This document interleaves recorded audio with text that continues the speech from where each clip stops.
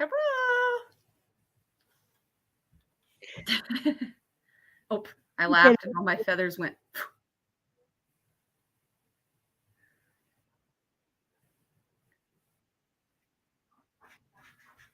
that a chicken feather? Yeah, I have some chicken feathers. I haven't used them for anything Okay. yet, though, because I know people are going to be like, "That's not a quail feather." I'm like, are you sure?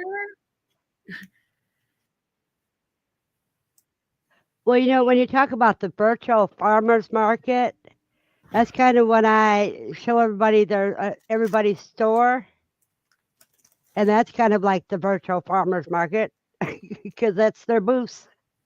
And it's up for Oh, you to I go to their have. booths. There was a virtual farmers market I did one time, but it was just a random Facebook page and they charged you a lot of money to like be able to post every week, and I was like,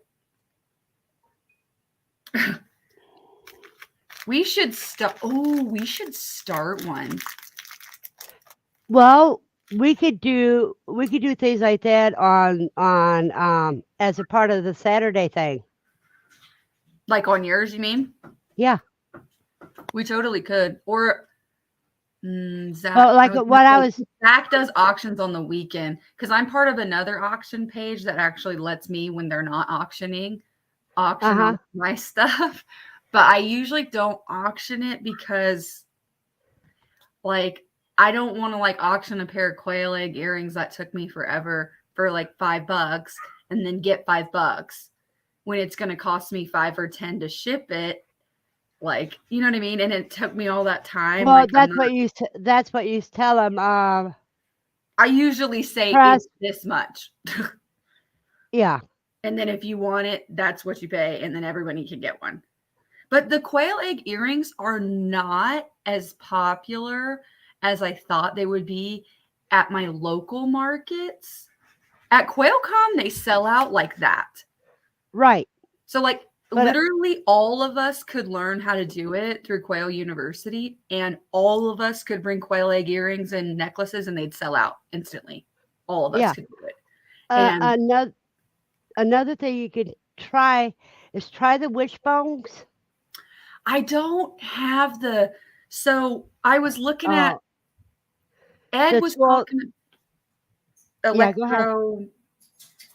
what is it? Electroplating. Electroplating. Yeah, I watched the video on it and I just didn't get it. Like, I was just like, it seemed like Ed was like, "Oh, this is the most simple explanation of it." And I'm like, I don't know. I What's feel like, simple for one person is not simple for another. yeah, but I've seen Ed, like Ed has a little thing and you just put him in there and like he makes it look really easy. The video I saw, I was like, you got to paint it and I was like really confused. But I want to do it because I do have some wishbones. Because I always save them and stuff. And I thought about saving them from the rotisserie chickens from Sam's Club. But I've also thought about, there was this booth I saw in the summer at a farmer's market here, like a 4th of July. We have a big event called Freedom Festival in Provo, and it's huge. And usually the markets in Provo, when they have like one, there's so many people in our city, and it's a college town. So like people that don't know where Provo, Utah is, you've heard of like BYU or Brigham Young University. It's that town. Uh-huh. And the next town over is also a college town. So when Provo has a farmer's market, it's huge.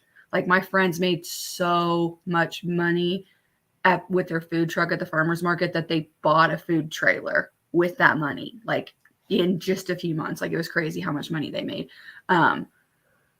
But anyways, at one of those booths, they had, I don't remember what they called it, but they had these little like wishing jars. Have you ever seen the wish necklaces? They're like little glass things and they'll have little dandelion seeds, the like dandelion Yeah. thingies. Yeah, they have them in necklaces I've never and seen stuff. that. Oh yeah, they have those, but I've seen them in bigger ones and they do other things. And I thought if I can't seem to find one on Pinterest to get a good idea of how I'd want to do it.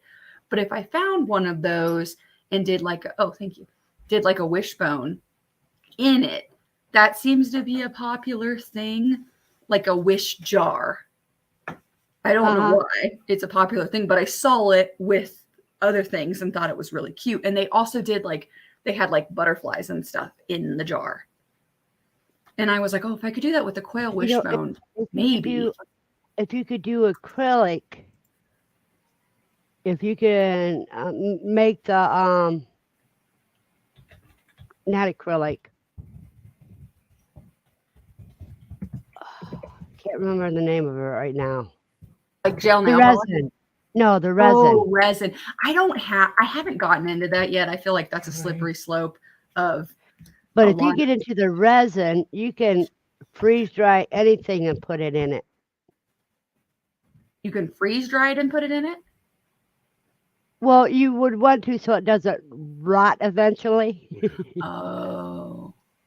Could you dehydrate it? It wouldn't rot if you dehydrated it though, right? But dehydrated doesn't pull all the moisture out. Ruh-roh, Shaggy. Oh, shoot. For real? Really? The only reason I say that is because I make those quail claw necklaces. He's laughing too because I'm like, uh-oh. Well, the only way to do it is take some and see how long it lasts. Guess we'll find out. Do you coat after you put them through the? I have coated some. Well, I coat them all, but it varies what I coat them in. I was coating them in Mod Podge, but Ed was saying to coat them in gel nail polish. So the last few have been gel nail polish, but I might try and see if I can find a matte gel nail polish and see if I like it better. But I like the Mod Podge because I feel like it looks more realistic than the gel makes it look shiny, like it doesn't look as real. Whereas the Mod Podge one doesn't look like I did anything to it. And it looks like real, like a dried up foot, I feel like.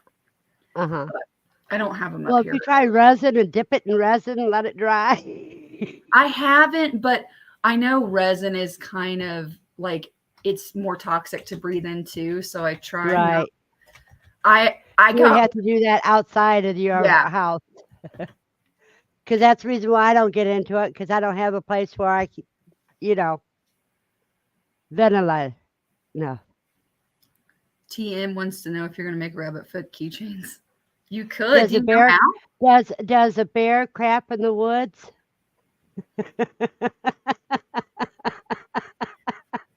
Did you ever make them with the cooey feet? I actually don't know how you do that, though. I got some freeze-dried cooey. I got a couple of freeze-dried cooey feet left. Let me see if I can find them. Is it similar to the quail foot? You just put a capper on the end and that's it? Oh, yeah. Yeah. Oh.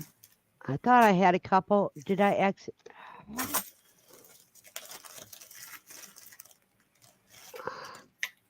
Yeah, I got 4 of them. I've been messing with these little doodads. And these have been out of the freeze dryer for a long time.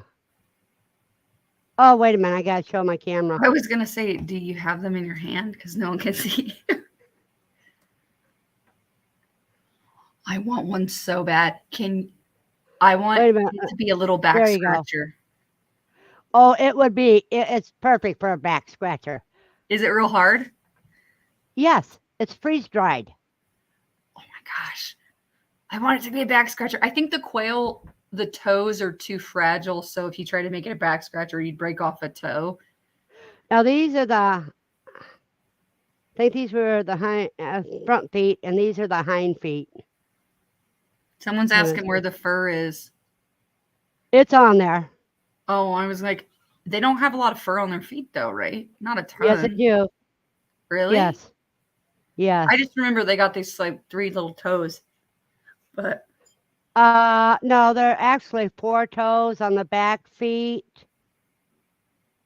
And 3 toes on You maybe know, it's the you other way should have tried around. raising skinny pigs. Did you ever hear about skinny pigs? Uh-uh. They're the hairless guinea pigs. You wouldn't have to shave them or skin them or nothing. They're already halfway there. They have them at Thank you. PetSmart. Thank you, David. You have a blessed day as well. Figs and yeah, I wanna learn how to do that. I definitely wanted to get into resin because I see all the stuff at the markets. Oh, this it's how did she do that? It's a what is that called? I think they're called ribbon end crimps. I think all of these pieces that you can put Okay. feathers in, and you can make them like fanned out, and you just put a little glue and clamp them. Kind of like if you guys haven't followed, I say this every time because they're my BFFs, but Guidros Family Farm, Christina Guidros has a tutorial on how to make quail feather earrings, and she uses these little doodad thingies. I don't know if you can see it, but I had someone make me a pair a long time ago, and they used these kind of things. So it took me forever on Amazon to find them, but I think they're called ribbon end crimps, and they come in different. Well, these ones are called ribbon crimps. They come in different sizes and shapes, and you can just. I've just been kind of experimenting how to put the feathers, but the foofier, fuzzier feathers look a little better on the fan taco shell ones. So I'm still trying to figure that out. Okay, just a second. Tim, it's the front feet that are used for the lucky foot, lucky rabbit's foot. The back feet do not look anything like the front feet. Oh, I thought it was always the back feet that were used. You think, but it's the front feet. I mean, I should be able to tell that. I used to raise them. I showed them for a really long time. I did like show rabbits and stuff when I was in 4-H. I bred mini Rexes. They're super fun, but they were pets, so I don't know how to process them. The Havanas are a compact meat rabbit, but they they're come in a also lot cooler colors than I thought they did. Well, it's only black. I haven't seen an all white one. It's usually black, broken, lilac, and blue. Lilac and blue are the 2 gray colors. Is Andy Rabbit's not on here, is she? Not yet. I swear, granted, okay, I'm 37, and when I did 4-H, I was 15. So it was a minute. It's been a minute. That's half a year ago. I mean, half a life ago. So, thanks for that quick math. But I swear Havana was a color too. No, Havana has broken is the color. Oh, I know that. Havana is the breed. In fact, Havanas are what they get the cashmere rabbits from. The cashmere rabbits. Uh-huh. What's a cashmere rabbit? Like you mean they for the pelt? No, that's what they call a breed of rabbit. It's rare, but it's Havana, and I don't know what it's mixed with. But Havana's rabbits are considered a cashmere. Yeah, their fur are cashmere. No, so it wasn't cashmere. It's another name similar to that. Satin. Satin rabbits. Because I'm like, that's a new breed. Havana's where they get the satins from. Now that I finished it, I can. I had mini Rexes, so it's like a velvety, soft, short. Like the Rexes, like the meat rabbits, they have a mini version of it. It's like 4 pounds. For meat, you harvest at 8 to 10 weeks, but prefer you harvest at 16 weeks. Yeah, I've heard that because I thought about that too. So what I'll do is the males I will harvest at 8 weeks. The females, I'll wait until 16 weeks to harvest them so I can, because I've already been studying how to do hides. I was going to ask that next. It's like, did you already know how to do that, or that's a new skill you're learning? Because it doesn't look easy. Oh, from the Rabbit Center. I've been watching his videos, and Oh, I don't know. it looks very easy. Oh, that's good. Because yeah, It's I've just heard of. time consuming. Oh, I'm sure. We have kind of like a taxidermy museum locally. They don't call it that. They call it the Bee Museum, but it has all these exotic animals and like taxidermy stuff. And it's like for kids. And I love that song, Matt. Now that he just said that, I'm going to have it in my head. I got it. I don't know that song. Anime, I haven't harvested any yet.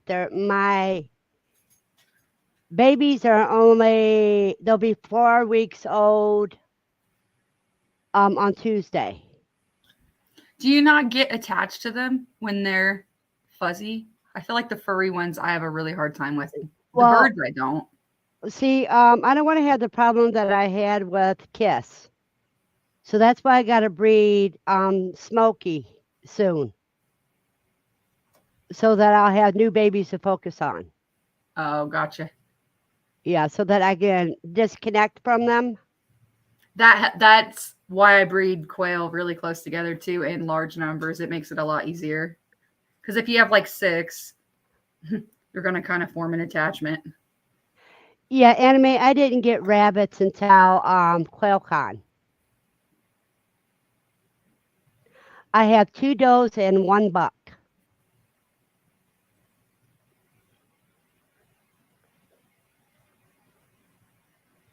Do they not have? So I'm curious if the buck has mates, if he sprays your house less. Does he spray your house? I have pea guards on my cages. I kind of do too. I wish I would have known about them when I had the Cooey. Oh, I didn't know. I mean, I guess it makes sense that Cooey could spray too. But my rabbit can spray out the top too. Well, they're pretty good. The Havanas are the most gentle rabbits. They love attention. Mama's already got the babies where the babies come to the cage door for me. Well, that's good because if the mama's mean, they won't do that. Well, Havanas aren't mean rabbits. They're attention seekers. And you know what they do when they try to call you? They'll get zoomies in their cage. That means they want attention. I love seeing animals get zoomies. Like when we had ducks, that was my favorite thing, was when I would fill up their little pond and they would get zoomies. It was the best thing ever. But in a 1-bedroom apartment, when a rabbit gets a zoomies, you hear that thumping all around. It sounds like they're going to destroy their cage. We have a Hollandlop. That's my son's like pet. And then we have another one that I thought was really cute, and I kept him. And he's a New Zealand, so he's like, he's a big boy. And when he's hungry, he grabs his metal bowl and bangs it against the cage. Now, one of the kits are already spoken for. For me, or for as like a pet? Or somebody wants to buy it as a pet. Oh, well, good for it. It's escaped the slaughter. Yeah, I just don't know which one they want yet. They just told me, oh, I want one of those. I says, well, you can't have one until they're. So these got to be sent to you, these Cooey feet that I have. I want to know how they make the jackalope mount things. Like, how do they get the antlers to adhere, and what antlers do they use? I bet you somebody knows. I bet it's Steve too. Don't Google it because that doesn't count, Steve. You know what they had in Galveston 45 years ago. What? Well, 43 years ago. In Gal? one of the bait shots, they had a miniature mermaid. About that big. What's Galveston? Galveston, Texas. Oh, okay. That's what I thought we were talking about. But they had a mermaid as a taxidermy thing? Yeah. Oh, well. And it looked real, even though logic tells you it wasn't. I'm waiting for someone to I don't know what they use, but I don't. Yeah, that's what's that called? A European mount where it's just the skull and it's not taxidermy. Probably the smallest deer racks. But how do they stick them? Hot glue. You think? Because they look really good. And Bob says maybe Coo's deer antlers. I don't know what a Coo deer is. I don't either. But then again, they could use twigs. That's true, but the ones I've seen, they actually look like deer antlers. Like they look way Well, more if you take the bark off of them and like Anime says, they could be fall antlers. Screw them in. Okay, actually, that makes way more sense, Matt. Yeah. That actually makes more sense because they'd have to be sturdy. I don't know how you raise them though, but I've had a couple people that saw my tutorials on how you clean the skulls by hand, which I hate, but I want some of them beetles that'll do it for me, but I don't know if they would like tear off the lower jaw of the quail. So it would just be the upper beak. Well, that would probably take that tendon out. Yeah. I mean, I don't. I just do it really soft, so it's the whole thing, and then I. But I hate doing it. Ed got me a tool. I'm going to send you my Cooey skulls too. Your Cooey skulls? What do they look like? Do you have any with you? I want to see what they look like. Give me a minute. I got to see where I put them.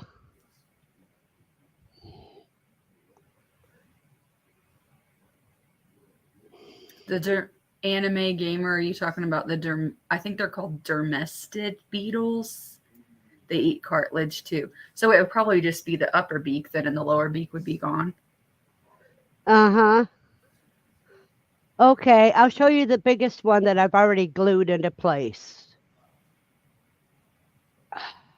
Oh, that is huge. You see that bone right there? That's why I can't do the call. It's hard to do the cervical dislocations, to process them. Because it's a big attachment right there? It's as big as their brain sac area. So how do you do it? I had to just... Cut it? Cut it, yeah. Now here's what they look like in pieces because there's the top part. Man, those teeth look so much sharper when they're not in the head. Oh, look at this. They got little teeth right here. That's their chewing teeth right there.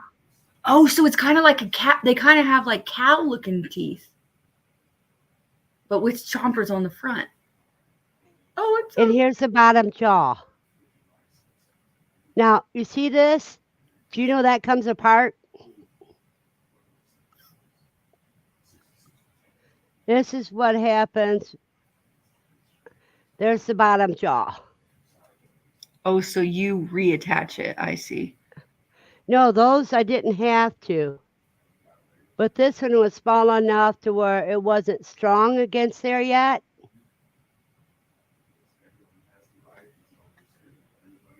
And here, see, that's the smallest, the back of the smallest head. That's still a huge head. Dang. I wonder what those would look like with googly eyes. Well, I'm going to send these to you. We'll send all this to you. Oh, boy. And I'm That'll sorry, have to people be that like one a on thing. my website only project because I swear if people around here found out it's a guinea pig head, someone's gonna throw red paint on my tent.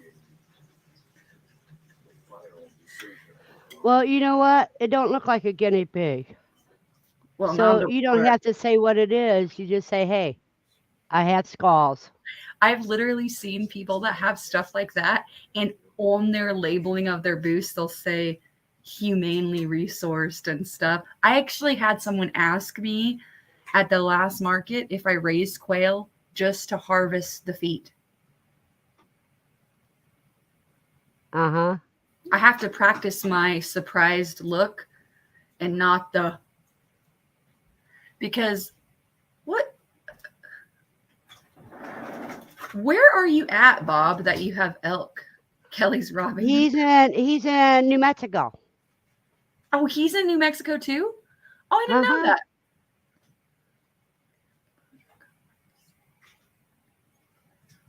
Oh. What happens if you get caught by a game warden? You can go to prison. So basically, you're going to get in more trouble than a pedophile. I'm sorry, but You're right. I Pedophile don't and think either are and correct. drunks. Pedophile and drunks get away with a lot of crap. But let's not go I into don't think politics. poaching's okay at all. Don't get me wrong, but I just feel like Yeah, yeah, because I don't want to do like I had one time, and he got so upset I had to cut the stream off. I get triggered easy on certain things.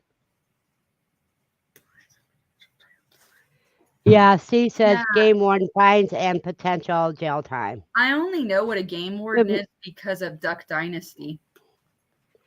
Good morning, CB.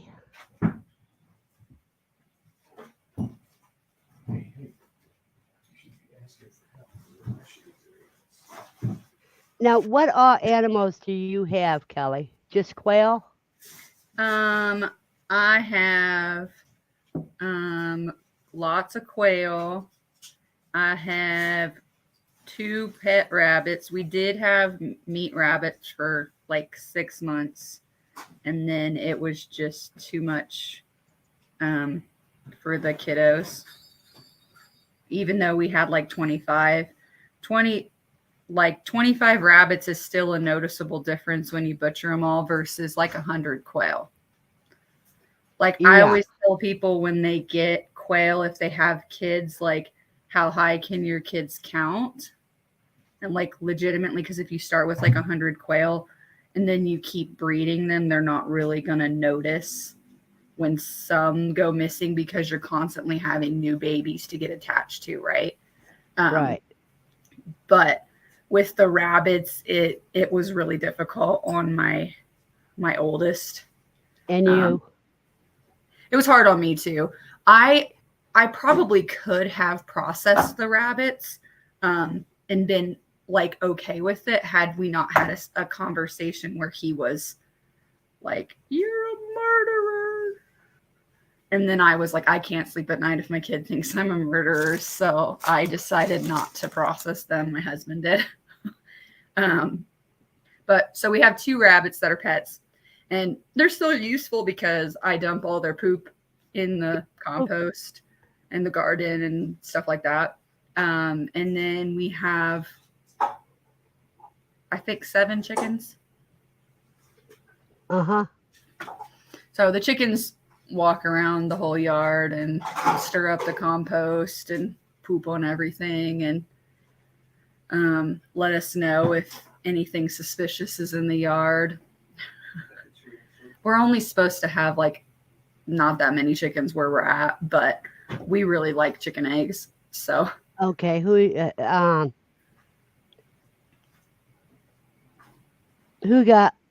has a question here?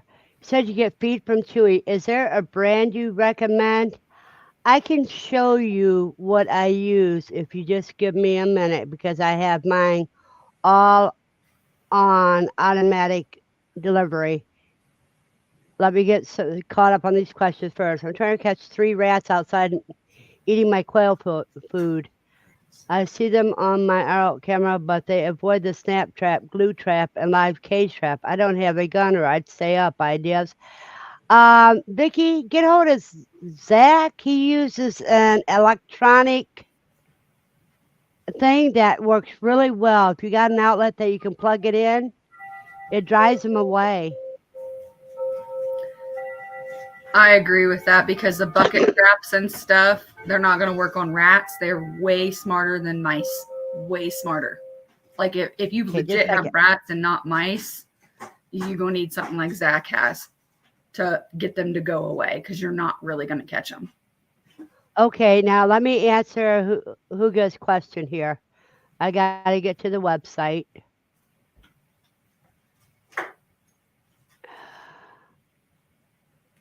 Okay, got to go under shopping, go down to Chewy.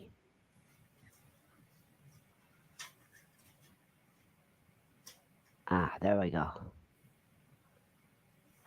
Oops. Oh, you stupid sucker. Okay,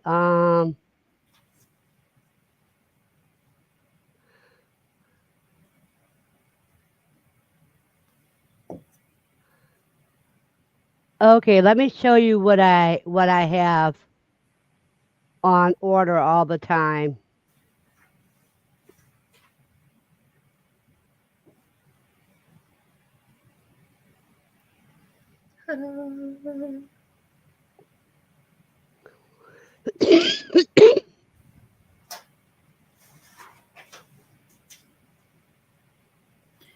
Hang on, Grafton, and wait till she shows her food thing. Oh, it's not going to let me show it in that one. Let me stop that and go to a regular. That's a safety screen. It won't allow it to be shown because when I am shopping, I use something that's safe.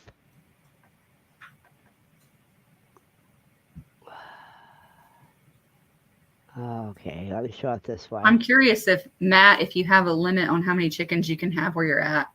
I thought you said you were in an urban setting. Like how urban?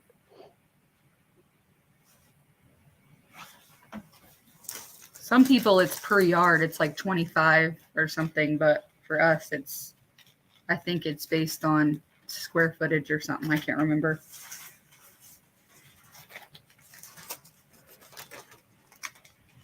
Okay, now I can show this.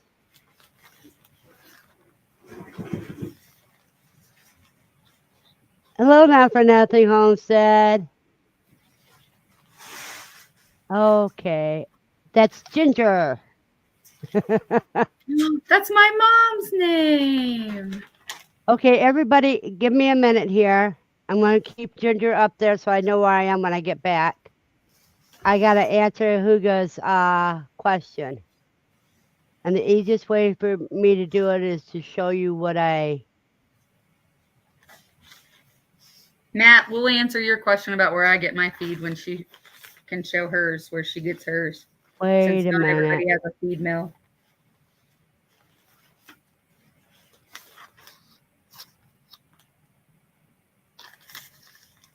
Okay, there it is.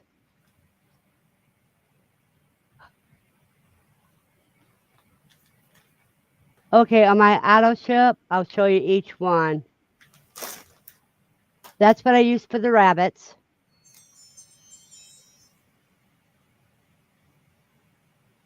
Oh, okay. They don't sell that in our local farm stores at all. This is what I use for the first 6 to 8 weeks with the quail. Is plain old game bird feed. Because they can go from the full life. 30% protein. Oh, nice. We don't have that high here. Yeah.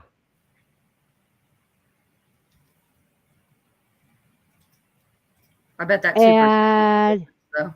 This is what I use for the quail all the time after they're off the game bird feed. Oh, okay. Zach uses that brand, doesn't he? But he has a custom blend they make. He Weren't has a they at custom blend they QuailCon? make. Yeah. They come to QuailCon, don't they? I don't Oh, remember. I know they did 2 years ago because the pigs kept bothering that guy, but I can't remember if they did this last year because I don't remember much of this year because I was so sick. Okay, now I'm going to show you this part.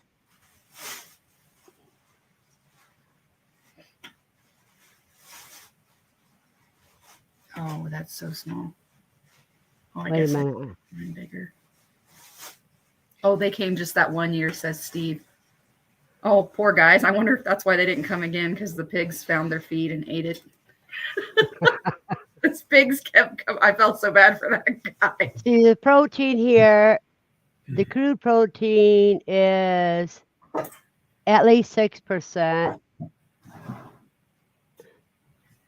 but there's other kinds of protein in it too. The calcium is 4.5%, which is good. So that I have help all of it, you know.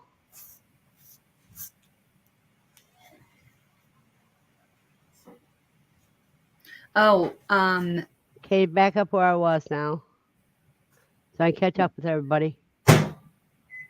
Matt was asking where I get mine, but I don't want to jump ahead of the comments. Okay, Hugo says, I designated a notebook for Quail and I am taking notes in there, trying to learn to start out on the right foot. I hope that me showing you was enough to be able to, so you can get the idea there. Well, I missed that. What's the feathers look fanned out?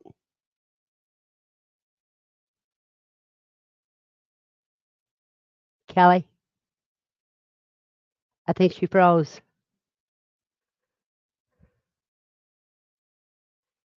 Kelly's in Utah. And I think her screen froze.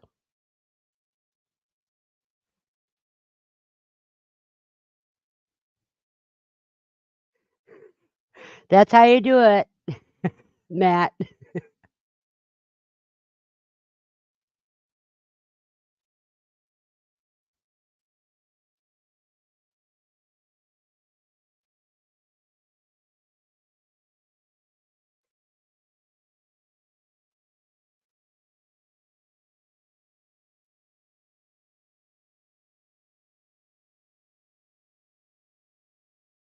And that's why I can do quail, but I can't do chickens.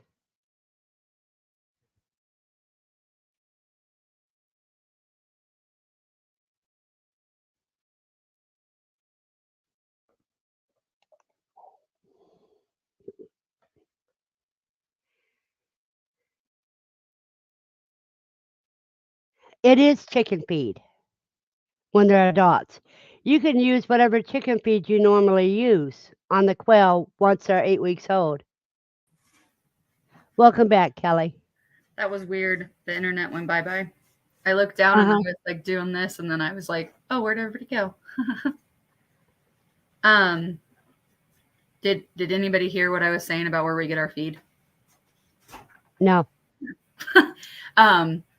For our chick feed, we go to like the local farm store.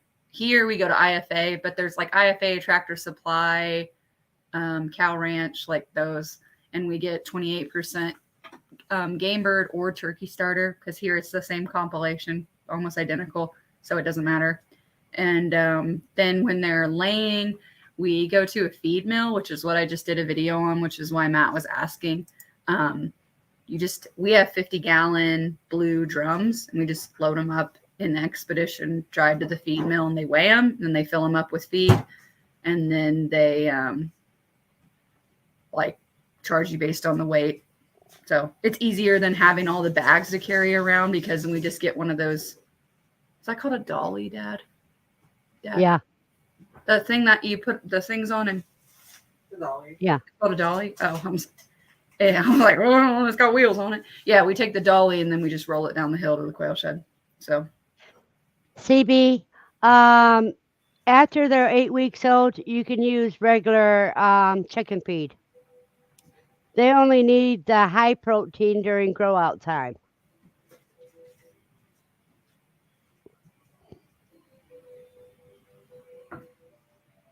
Yeah, chicken scratch is not good. Yeah. Good morning, Hi, Aaron. Aaron. Glad to see you this morning. Aaron, are all your grow outs finally separated? I know the last like 3 Saturdays you've been separating them. But if you're like me, you have grow outs every week that need sorted, so it's a never ending thing. Ta-da! Kelly, do you have pansy quail? No. She goes, I'd be happy to mail you some pansy feathers for earrings. Yeah. You want me to make you earrings and send them back to you? I can do that. I don't. I have this is the only reason I've looked into anything other than like jumbos. But I think if I'm right, well, first off, I think Guidro's Family Farm, everything they have is actually jumbo. Like big jumbo, like bigger than 10, like way bigger. But sorry, the comments. I have to like switch to the private chat because the comments make me go. I don't have pansies. I don't even know if I know which ones those are. I would have to see a picture because I hate genetics because the kind of people it attracts. Okay, the actual breed that we all have are called Caternix quail. If you get Bob White's, California, etc., yeah, you end up having to buy permits for them. But Caternix quail are the bigger ones, and you don't need a permit because they're not native to the United States. Yep. Now, what quote breed of Caternix we have is really determined by their feather colorings. You know, whereas rabbits are like brokens and solids and, you know, all different colors. Well, the quail are all different colors too. I have jumbo wilds, which are also known as jumbo browns or jumbo pharaohs. I have some jumbo whites that I need to butcher. Good morning, Nikki. I have there's Nikki. Is it Nikki or is it Brad? How do you know it's Nikki? Because Nikki's the one that always shows up in it. Oh, okay. And I have Egyptian fees. Now, when I get done processing, I will only have Egyptian fees and jumbo wilds.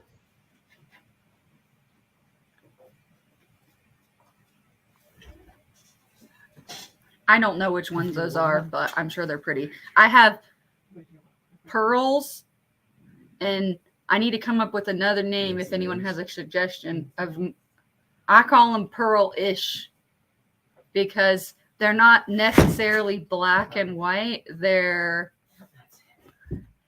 kind of look like pearls. They are a white base with some sort of speckles, and they're real pretty. And I just keep them all together because I'm like, ooh, you're pretty. You get to go in my pretty speckly cage. So. And Vicky says one of her quail customers gets California quail using his hunting license. Do you want me to check to see if he has California quail feathers I can include in my package of pansies? Oh, sure. Yeah, I haven't included the quail feather earrings on the website because I haven't figured out how to do it yet. Because like when I go tonight to my show, I bet all the feather earrings are going to sell out. So like if I post pictures, they're not all going to look the same. Like these little ones I just that's made. what you tell them. When you pull that out, I mean, when you take a picture of it, you would say each one is unique. Put that in the disclaimer. Because what I did with the claws, when people special requested, I would ask if they had a preference on the color of like jade stone that was in it. And I'd send them like a couple options. but it's harder to do with feathers because I have gigantic, I don't know if they're silver pharaohs anymore. I don't know what they are, but they got silver and sometimes they got light brown on the feather. If anyone can see that. I'm going to tell you the truth. I will buy the 24 egg cartons either from Amazon or from My Shire Farm. Now, My Shire also sells the 30 pack, but getting the 12 pack, a lot of times you have to use a rubber band around them to keep them closed, and I don't want to put up with that. Ed just mentioned if you go to, I don't know if it's AliExpress or Alibaba, maybe both, you can get the jumbo ones because a lot of times the eggs are too big for them little scrawny cartons. So for like my Celadon ones and then certain other types that lay smaller eggs, like I think they're Graufies, but it was black quail, pure black quail mixed with pharaohs.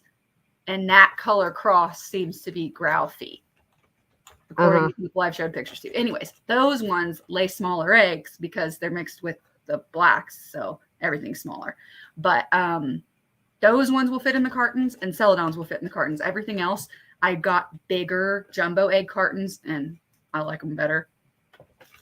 But they're hard to find, and I think you have to, unless you know a specific person that sells them, it's kind of hard to find the jumbo cartons. Okay, I'm going to show you guys the kind of problem that she's talking about.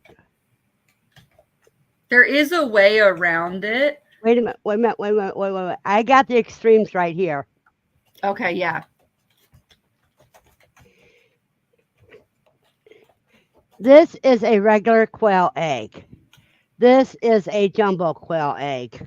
And that ain't fitting. Sometimes if they're a little bit, you can fit them in the middle 3 or 4 right in the middle and then lightly close the edges and it won't break the egg. But that size, I promise, is not, no matter how you do it, ain't gonna fit. This is a double yoker. I know for sure.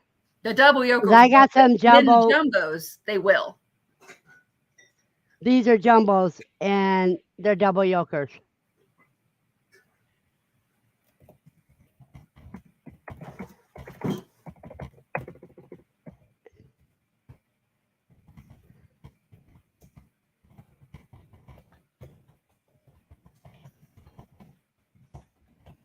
But if you guys want to see, I already got Little Miss Priss behind me.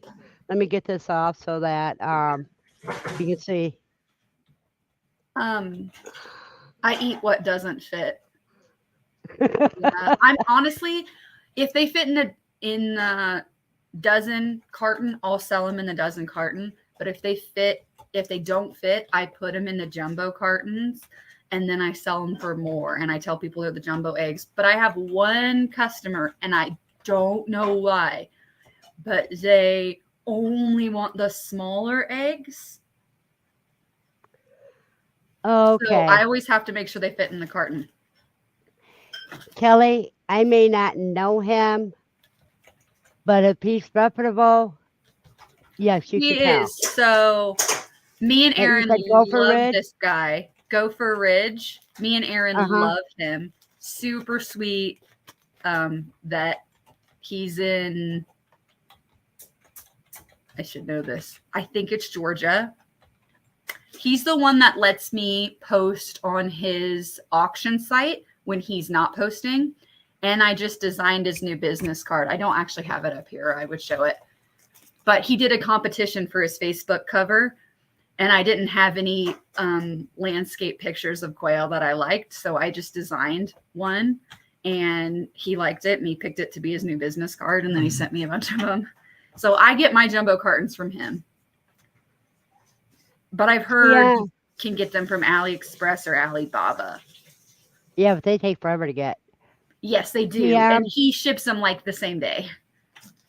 TM, all hens have their song for when they're laying eggs. Your But there's a quail? couple. Yeah. Oh, mine. Yes. You don't listen. Yours aren't inside, are they? Not the Yeah, yours hens. are No. inside, but they're in a. Yeah. Mine's in a No, only different the babies are situation. inside. The rest are outside.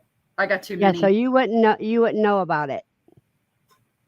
Mm-mm. Being inside, I hear their songs, and when I first heard it, I could say, "Oh, someone's laying an egg." Weird. I've never heard. What does it sound like? I can't explain it to you. Does it sound like a chicken? No, it's soft. Because chickens don't do anything quiet. Freaking Quail are pissed. quiet because you got to remember they're smaller predator. They're smaller feet, so yeah, they have to be more quiet. And I have one that actually does a little cry. She has a song and then it's a little cry in it, like that noise I have heard. But I also hear, you know what? I wonder if it's like chickens. Chickens have an egg song, but the egg song sounds exactly the same as the there's a predator nearby song. uh-huh. Okay. If it's a wine song, I've heard that because if I forget, so I have one plug out there, I run an extension cord, and if I unplug it to plug in the vacuum and forget to plug back in the lights, if I go back out at night, it scares them. I hear them make that like a crying noise. Kelly needs to spend more time in the quail shed. Listen, that's where I go hide. And we have a lock now on the inside so I can lock it so when people look out the back door, they don't know if I'm out there or not. Because sometimes I hear people going, Kelly, and I'm all. Well, I do have one quail that sounds like he says verna. Oh, I remember you saying that. I would be so I mean, I had a witness to it. And what it was two quail that spoke right close together. Berna, you okay? The first time we got him, my husband has a really hard time sleeping. He's a super light sleeper and has like issues sleeping. And when we first got him, we had like 50 in the brooder, and it's a wooden brooder, so you can hear all the little footsteps. And my husband went to sleep on the couch, and he said in the middle of the night at like 1 a.m. he could hear this like rhythmic marching, and he was like, I think they're doing like a ritual. Like he was like, it sounded like they were doing some sort of marching ritual, and he just was like, it was like 1 a.m. or something, just like like, and he's like, what is going on? He was so scared. Kim, all animals either like or ignore music.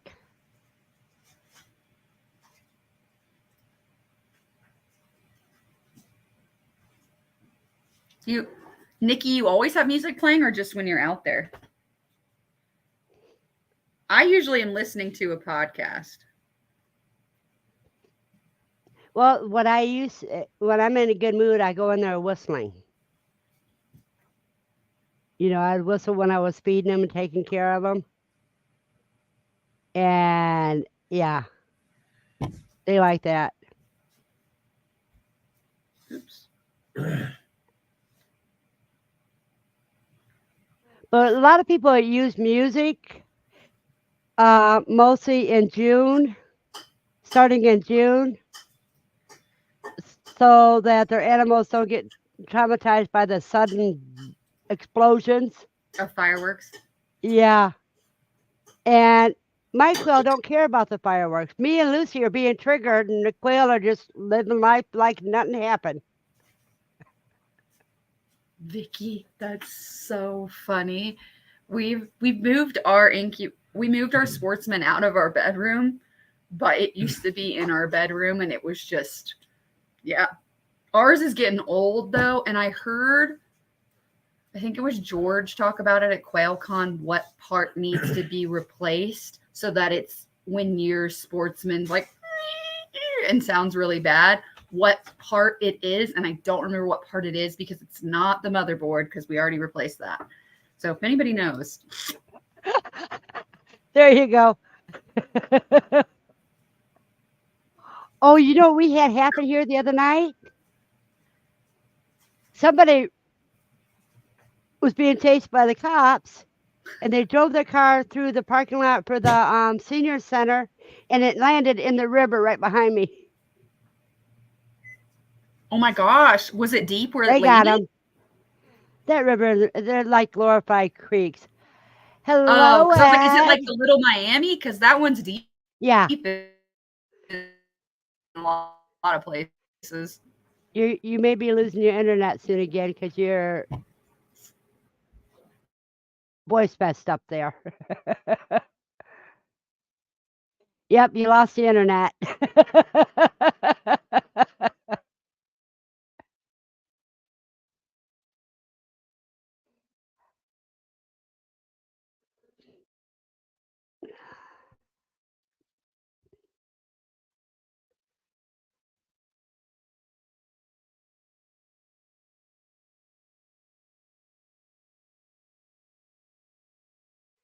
Yeah, Kelly's gonna be back when she realizes that she's frozen and that she'll come back.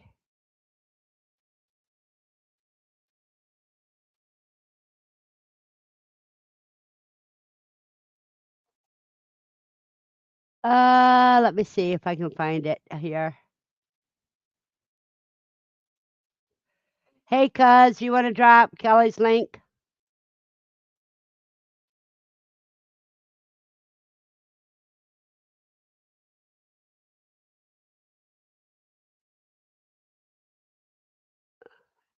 She'll be back, you guys.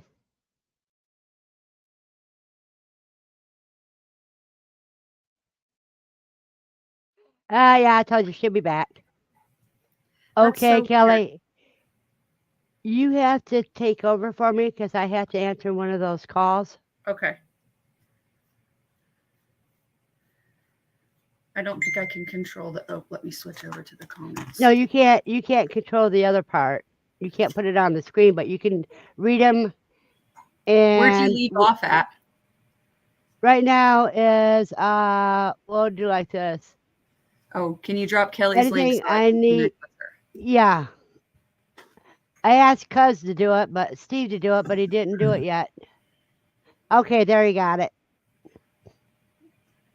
Okay. Grafted Branch says it's cold in Utah, freezing. Probably. I haven't been out there yet because I have no desire to move this early in the morning.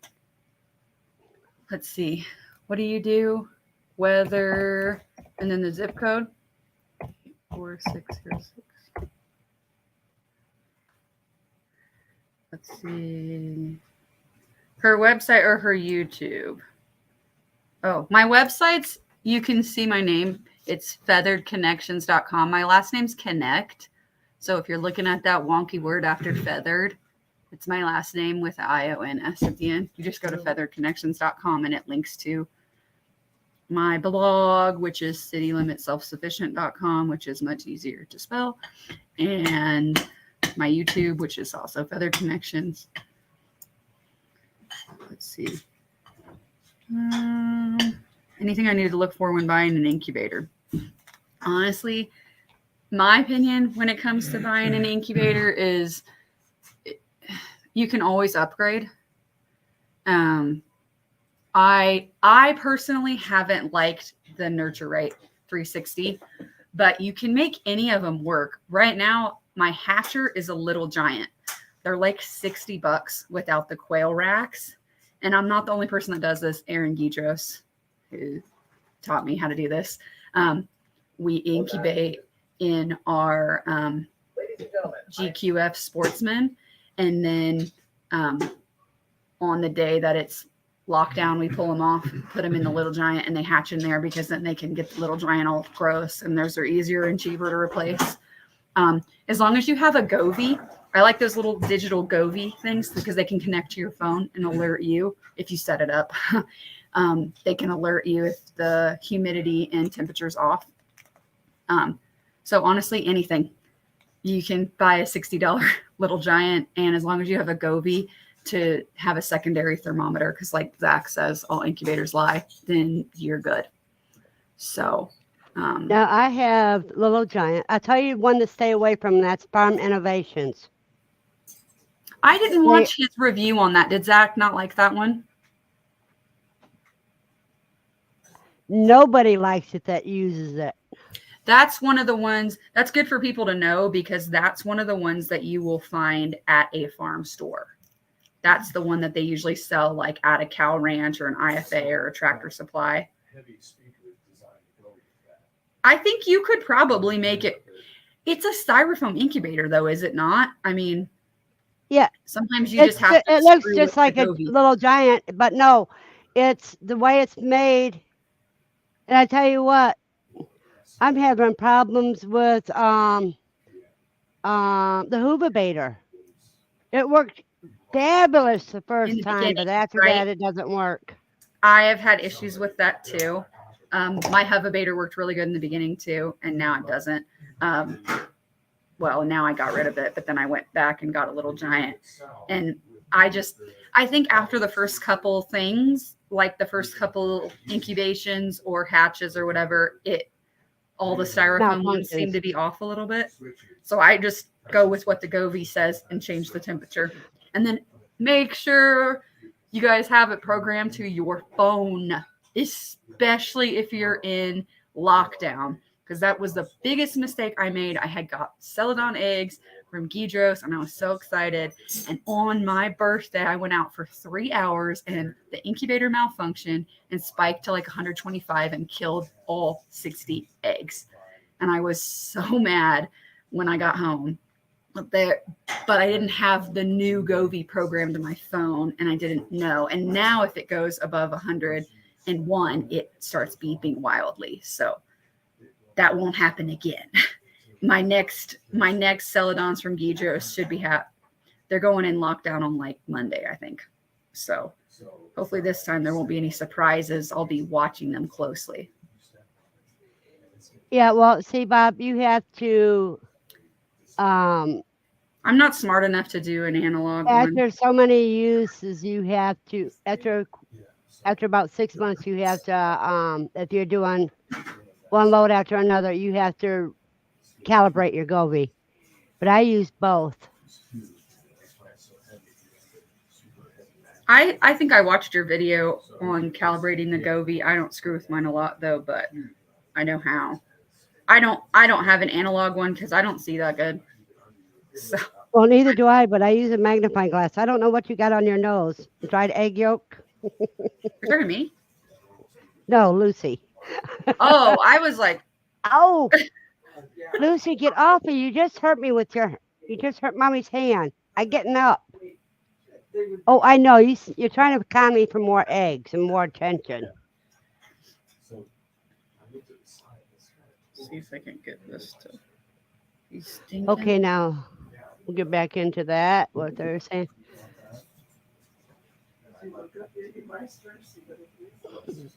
Yeah, that's because it's a Bluetooth instead of internet.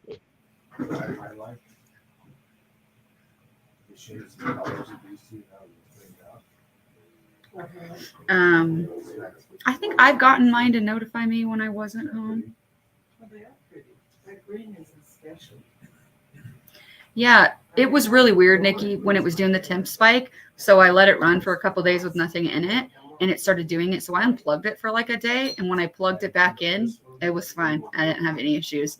So usually there's not much time between hatch and then I put the next eggs in lockdown. So I've been unplugging it for like a day and then letting it recalibrate or get situated for another day. And then there's not an issue. But if I keep it running and I don't stop it, that seems to be, I don't know why that makes a difference. But yeah, a meat thermometer. Oh, that's a good idea. Yeah, that's our steam table thermometer. Let me show you.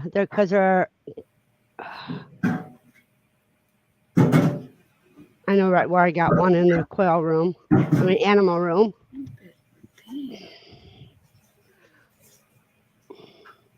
Tell you what, these daggone feather earrings. I just can't get these little claspy things right. Like Christina Guidros is really good at these Class B things in particular. And every time I try, I get a wonky situation. You can use these for meat or our steam table. Are you going to turn your camera back on? Yes, that's what I'm getting ready to do. Oh. See, I've seen those. I'm not much of a cook. I don't know if anybody saw my. Well, you use it for meat or you can use it in your steam table. Well, that's what I'm saying. That's why I don't have one because I don't even know what a steam table is. A steam table?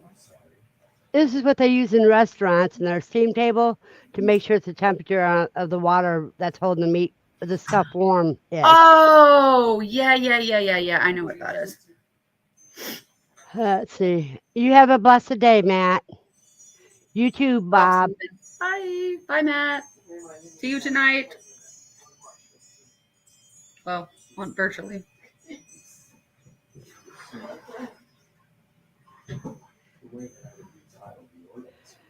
Oh.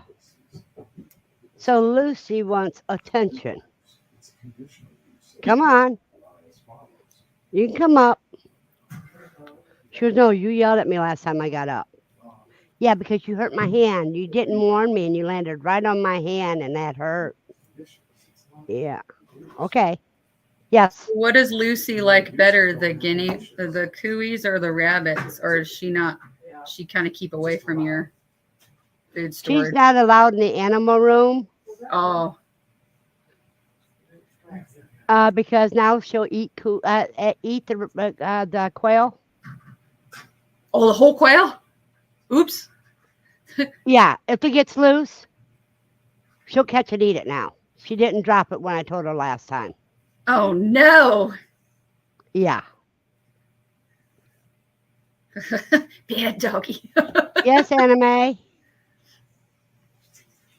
She borrowed the quail that got loose. That's funny. See you tonight, Matt. See you, Matt. No, she didn't borrow it because borrowing means you return it. She ate it. That's crazy. Our dog won't even eat them. Not even just the meat. Like if we defeather it and everything. I don't know why. I've been trying to switch her over to a raw food diet, especially because, well, I mean, it's not my dog, it's my mother-in-law's, but some difference. Now you can get off. You got your attention, now you can get off. See what she does when she don't want to get off? She gives me that hug. She lays her chest right on her head right on my chest.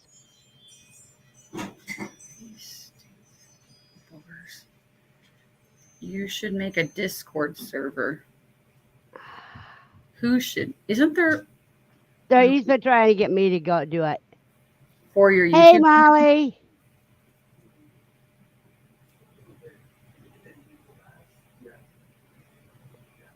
No, she left half of it in the yard and freaked out my neighbor.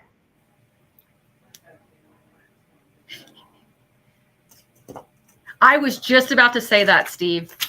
I was going to say that. No, that would have been about 600 steps away from where we live, where she does her duty. So do your neighbors know that it's a quail, or they just thought it was a random bird? They didn't. No, they knew it was. They seen what she did, and Miss Priss didn't like it. What's he want you to do on Discord? I don't really want to go to Discord because somebody I can't stand is on Discord. I was thinking that too, but that doesn't mean you have to interact with them. I know, but you know what I'm saying. Yeah. He's already copying my Saturday morning chats by doing a Sunday morning chat. Coffee and quail. Oh, that's too much of a problem. Besides that, I don't even like doing Facebook anymore. And they're pretty much the same thing. Discord and Facebook? Yeah. Really? I thought Discord was more just like a chat. Well, it's More more like a of messenger. yeah, messenger board. Well, Facebook is too, really, except for it's got a messenger in it. But Discord, well, I guess it technically. My husband only uses Discord to do like gaming, like his friends and him get on that to do gaming chats. What the heck is stupid feather earring? I'm upping the cost of these puppies tonight because my fingers get glued together and it's a hot mess. And because there's also Twitter. I don't even know how to use that one. I don't understand that. I can't remember the names of it now. My mind just went blank. Somebody has a MeWe. They were talking about that last week, weren't they? Or the week before or something. It's like I think. it was I think. Nikki and somebody else. Yeah. Was it Nikki Somebody. and Amy Rabbit, maybe? I don't remember. I signed up for it, but then I didn't do anything with it, I think, because I was still confused. But these feathers. What you do? Being on live with Verna. You want to come say hi? I'm trying to do my. Yeah, I would like to see we would like to meet your husband. They would like to meet you. They were talking last time you did this, and I don't think anybody acknowledged it. Come say hi. Oh, I just dropped that feather. Hi. Hi. You can't see me right now because I got an unmentionable in my hand. Okay, let me show you. Hi. I think he wasn't sure what you meant by that, so I was like, he's. This no, is I'm very straight. Joey. Nice to meet you, Joey. Nice to meet you. Hello, Mr. Kelly. Nice. Yeah, no one's met him because she's usually wrangling the crew when I'm at Quail Con. So. Speaking of wrangling, I'm gonna get back to those two. Are they behaving? Well, you should bring them to QuailCon. I know. I've been told that many times. I don't know if. I think the problem is they would just want to go hang out with Grammy. It's true. Yeah, no one would want to. Everyone would be bored at QuailCon. Daisy might not be, but I don't want to lose Daisy. Knowing Daisy, she'd get in the pig pen and might get eaten. I need to help explain. No, Coonies won't eat people. Oh, goodness. Coonies are very friendly. Joey, you need to help explain what Discord is. Yeah, Joey, you do, because the Anime Gamer says it's not. Oh, I think Anime Gamer Creator was who I was talking to about animes that one time. Oh, yeah. You have weigh in on that, since you're the one that. Since I'm the expert. You're the expert on the animes, also Discord, so go for it. They're trying to convince Verna to get on Discord. Yeah, you can live stream there. You can do voice calls, group voice calls. You can have different forums for different subjects. I mean, it's pretty handy. I use it all the time. Lord Voldemort, you know who I'm talking about. Mm-hmm. He's got a Discord of followers, and so I think that's why nobody is. People are. It's either Discord or MeWe, one of the two. No, it's a Discord. I'm almost positive it's a Discord. How bad does this one look? Chop that feather right there. Can you? And they love your shirt. Right? It's a good one. When I worked at Disneyland, I got a lot of compliments on it. A lot. I was like, California people be woke. Yeah. Actually, I don't think they were actually people from California. A lot of people at Disneyland aren't. So this crew in particular. I didn't say the name that should not. Oh, I guess technically. Well, you can do that on any of them. I can do that on YouTube. I can do that on Facebook. In fact, I do have. Well, when you block them, they can still watch your lives on YouTube, but they just can't comment or interact or anything like that.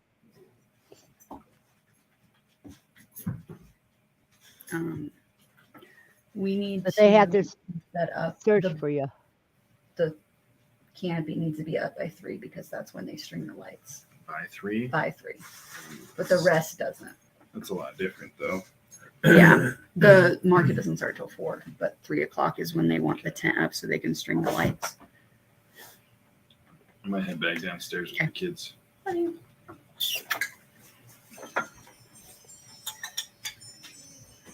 It's very supportive that you guys support each other. Well, he knows the quail makes me super happy. Also, he really does. He usually is the one that teaches our classes on butchering quail, and he's really, really good at it. And I don't know how he does it, but he manages to get people more comfortable with the idea. And the last couple, well, more than a couple of times I don't know whether it's just the particular person I'm teaching, whether they're going to be more emotional about the topic, or it's something I did, but I end up with the people that are like criers, and then I sometimes don't know how to handle that because I'm so used to doing it that I didn't cry when I learned how to do it, but it was during COVID, and I was like, can I learn this new skill, whether I'm crying or not, and make sure my family has food on the table? And I did. So I did cry when I first did it. It took me 3 days to recover. I didn't, but it didn't stop me. It didn't stop me from doing it. Remember, I never killed anything besides bugs. Me neither. Until quail. I never killed anything except one time I hit a groundhog with my car, and I felt really bad about it. Oh, that made. Oh, that really it gets me. The possums. What is so bad about possums is you stop to let them cross the road, and as you drive by, they run right underneath your car to get run over. I by Smith Park in Middletown. So there's there's the canal, and then there's like a bump, and then there's the road that goes by it. And I was driving by it one day, and I think it was a groundhog, jumped over the hill and just right underneath my car, and it like boom, boom, and I was so upset. Devastated. Now I didn't have a problem processing the first cooey I processed. I finally did get to break its neck, but I didn't think it was dead because of I forgot about the death throws, and it was going around circles on my counter on its side, But that was the only one I was able to break the neck. The rest of them I couldn't break the neck, so I was getting frustrated because they were making me mad because I couldn't do it humanely. I had to do it the other way, So it took me a long time to be able to do it right with quail. Okay. Yeah, with quail, if you don't break their neck before they put them in the cone, they will not hang in the cone. Well, that's why I don't use scissors. For me, it's like I don't like to feel the cut. Like it bothers me. So we just use our hands and do the dispatch at the same time for an easier way to explain. I don't like doing that because I accidentally did that. I did the cervical dislocation too hard without realizing it, and I got a head in my hand and the body in my other hand and blood all over the place. And I just freaked out. That's how we do it, but we anticipate doing that because I think if I try not to do that, sometimes I don't actually break the neck, and that's my issue.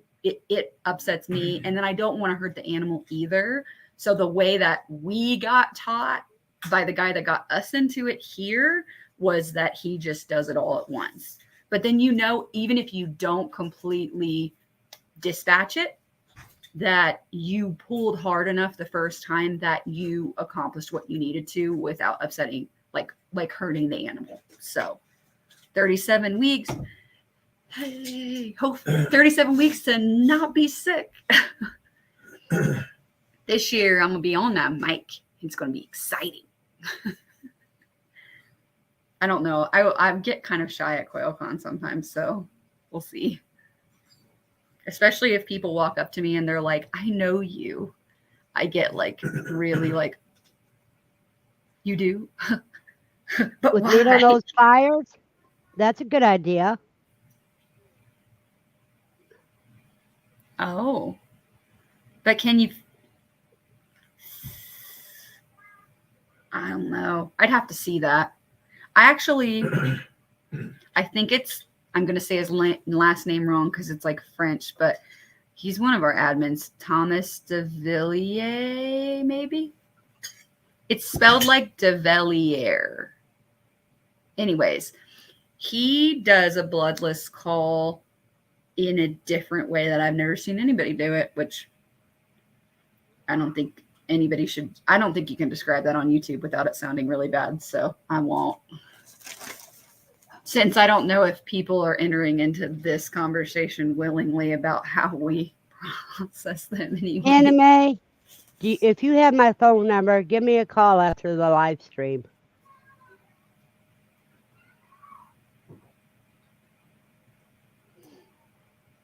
I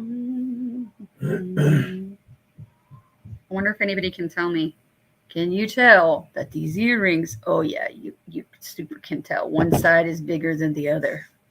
But that's See? okay. I don't know. You put the bigger side on your dominant side of your face. The side, your good side. Yeah. I don't know if it matters that, but seems like a significant difference. It doesn't look that bad. Okay, I'm going to give me a minute. I'll put my number up and then I'll take it off within 5 minutes.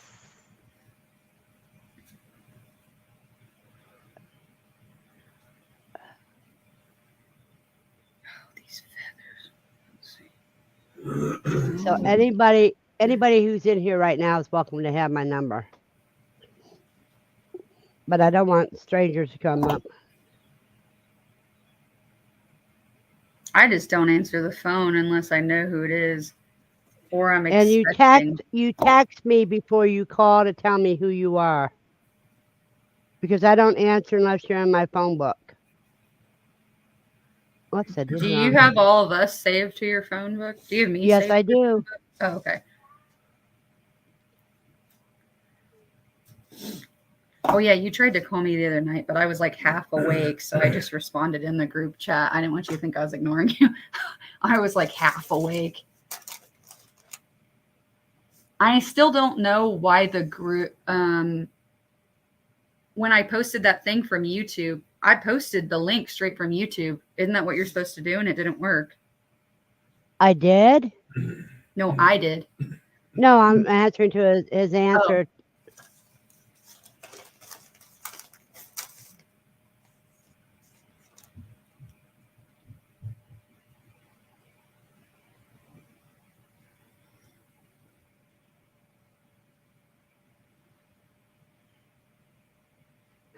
Well, see, I don't answer because I'm tired of all the scammers. You know, I'm at the age where they think I'm stupid.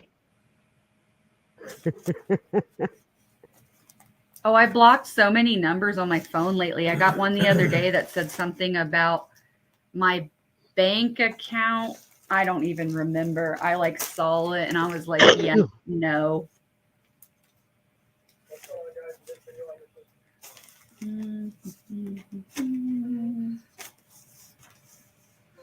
Okay, you guys, I'm going to take the number away now.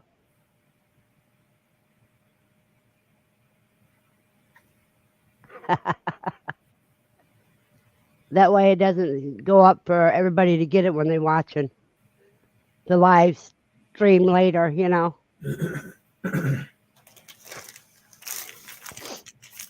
So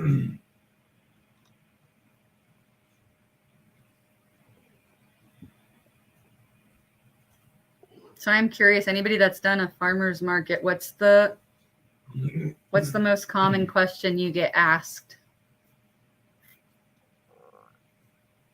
I don't do farmers market You because should just go to a different town, because I know you don't like the person that's in charge of yours. Just go to a different town and do it. No, she triggers and harasses me. The transportation is my problem. The local one I could walk to. Oh, gotcha.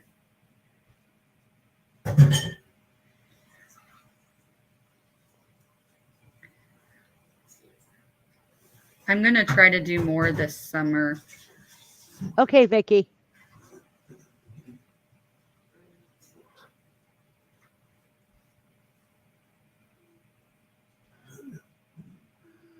No one's answering. Oh, yeah, I get that too, Steve.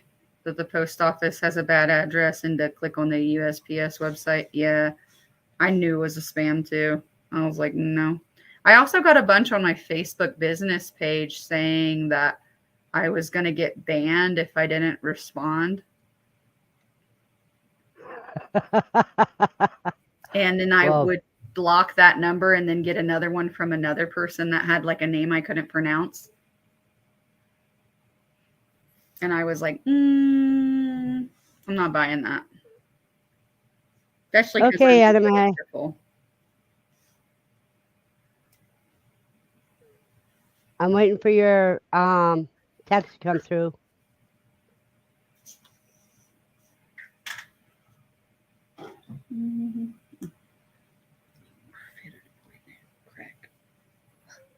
I'll email it to you, CB.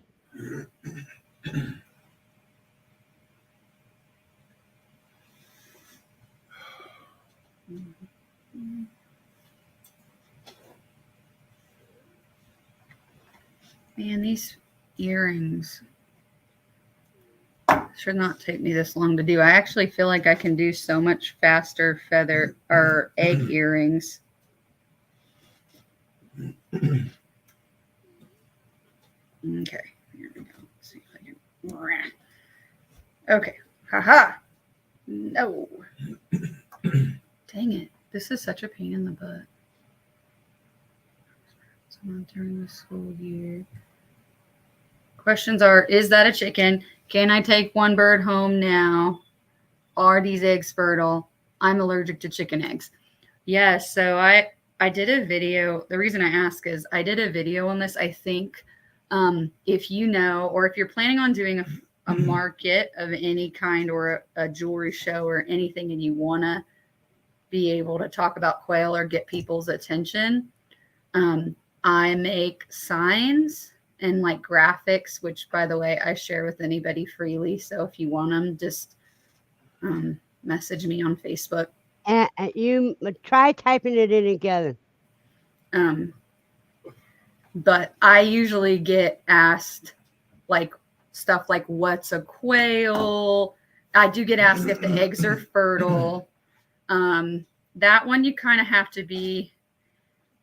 What I've noticed is people are so far removed from like raising your own food and stuff that they don't know what that means. They think that if an egg is fertile, there is a chick in it already. They don't realize that that means if you incubated it, it could turn into something. They think that means if they open it, there's going to be like a chick in it. They're basically thinking it's going to be like balut, which they also don't know what that is. But they basically, that's what they think is going to happen. So a lot of people are iffy about even buying fertile eggs. And you have to kind of explain that whole process to a lot of people, or they get scared off. And then usually I do the hatching at home program. So if somebody does say, like the kids are usually like, oh, but mom, we can warm it up and we can hatch it. I hand them a hatching at home flyer. And I'm like, actually, if you want to do that, here's a way that you can do that. And so a lot of people will take a hatching at home flyer And then when the kids turn their back, usually I tell the parents it's a really good Christmas gift or something like that. And then, so I've had a couple people at the last couple markets take flyers and say, oh, that sounds so great. So we'll see. Usually I have a couple people order the kits like to open on Christmas Eve. Oh my gosh, I cannot do these. It's so frustrating. Good morning, Andy. Andy, yay! I have an alarm in my phone that wakes me up at 8 a.m. to tell me Verna's going live because it's 8 a.m. my time. It's later for everybody else. Well, not everybody, but a lot of you are more Eastern. Okay, anime.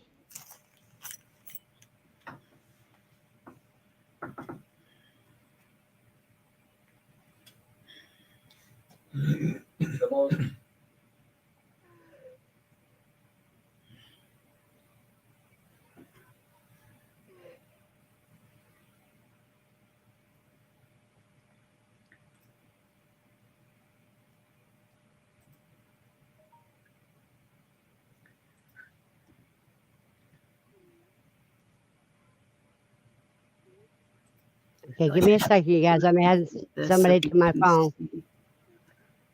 What I'm doing, so I don't look like I'm ignoring everybody.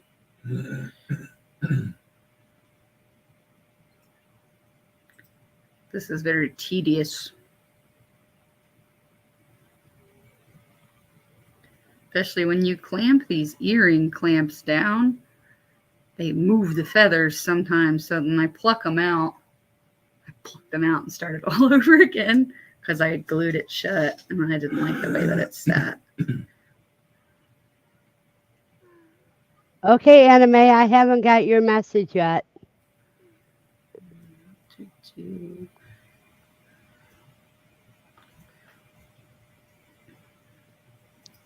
Did you guys see my Dutch oven story on my YouTube?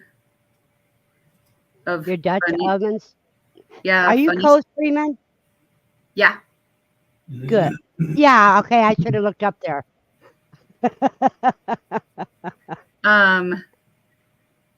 Yes, so there was a booth at the market I did like 2 weeks ago next to me. That was a Dutch oven cooking booth. And, you know, like those cast iron pot things.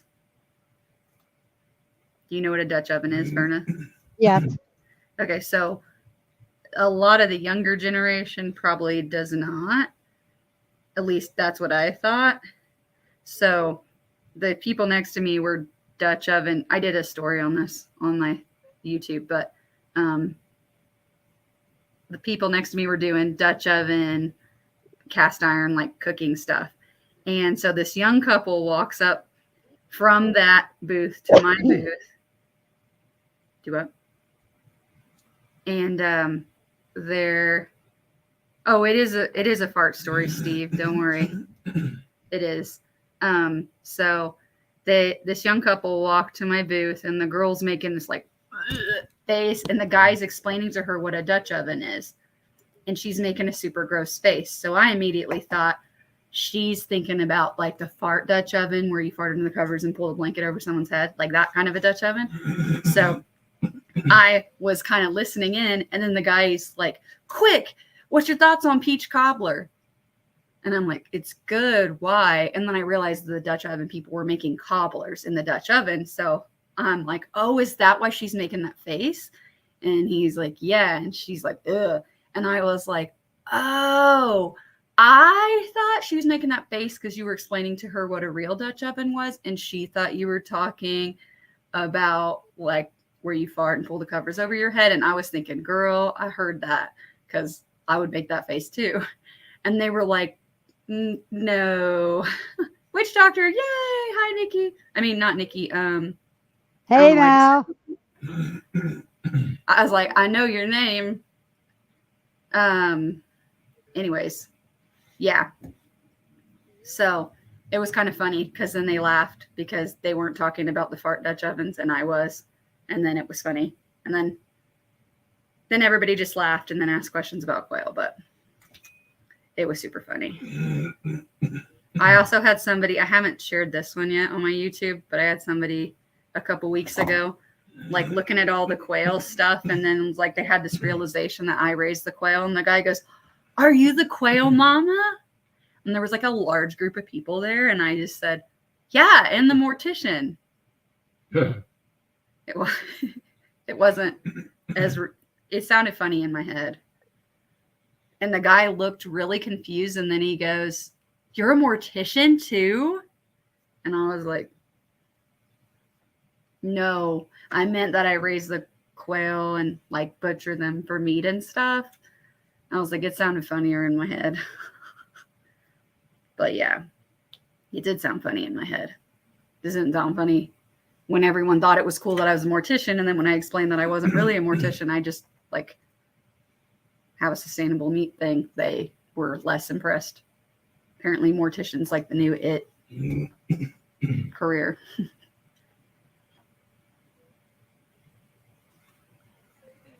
Okay, so we have witch doctor in here, which is rare. Hey Mel, it's always good to see you and Ricky. We have Andy in here late, but here.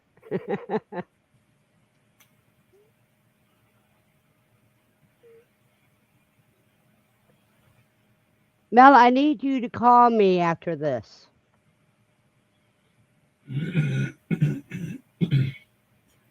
I want to start doing, me and Aaron and Christina Guidros are going to do lives, Dagnabbit, like maybe once or twice a month, like super randomly, not every week.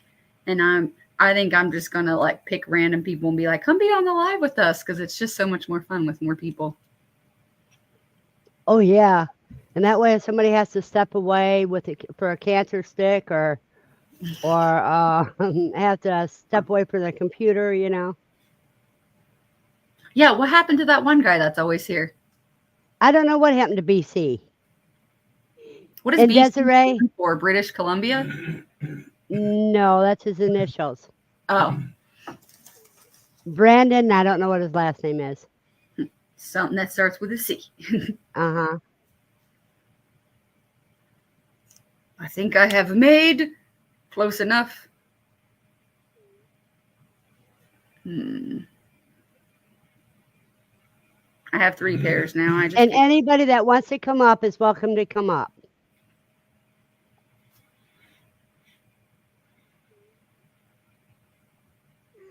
CB, you can come up if you want. It's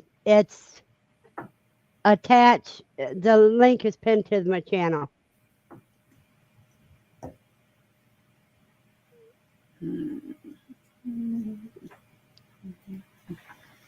Yeah, he's still around. It's just I haven't seen him much lately.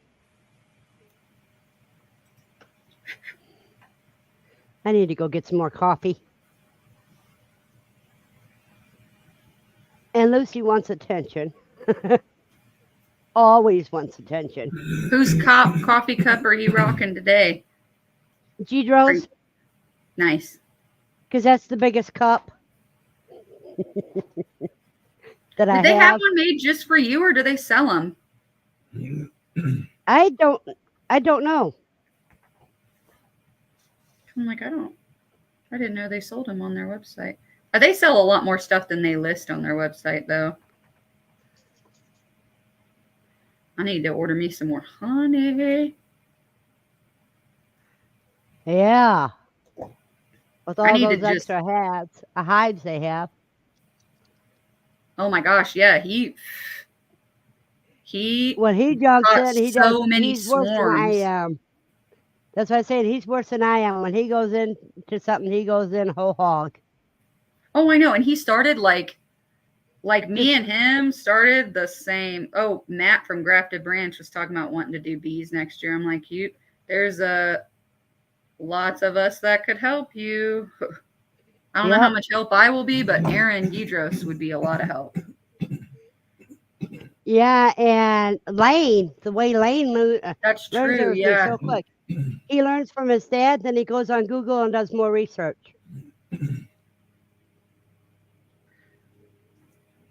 I didn't know that, but that makes sense. I know he watches YouTube a lot too. Yeah, I watched her loofah soap video. Oh my gosh. I think she sent me a bunch of seeds, and I think some of those are in it, and I didn't know that that's where like the real loofahs came from.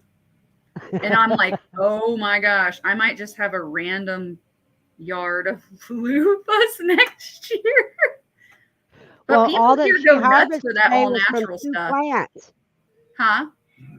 That was just 2 plants worth of loofahs that she I harvested. know. So if you That's planted more crazy. than 2 plants, you probably have to give up your whole living area just to dry out the loofahs. Right?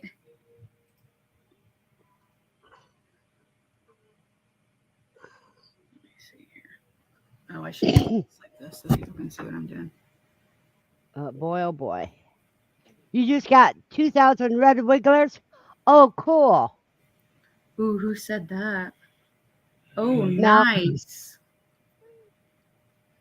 because she's Good. been preparing her worm bed for a while. Did you already have a worm thing in my candy? Yeah, you can eat loofahs when they're young, before they get too big. You just eat them like you do other squash. See, and Slice them up and fry them. I don't like a lot of the other squash, so I haven't.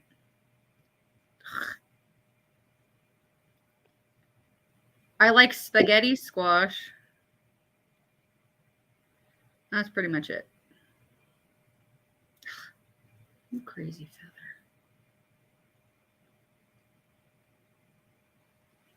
Biggest pain in my butt. Yeah, I only sold these earrings for like $5 last time because I'm still kind of learning and I'm more of a perfectionist about it. And they sold out like instantly. So everyone's like, you should up the price. And I was like, that's probably true. They're And then in the zucchini family, Desiree. Sorry, I didn't mean to. Oh, no, you're good.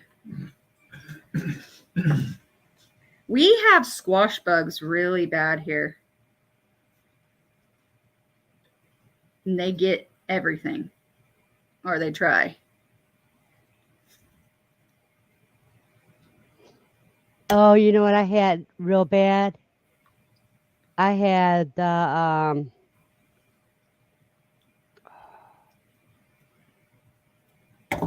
cabbage moth bugs, you know. Oh, we've never grown cabbage, so I don't know. No, they were eating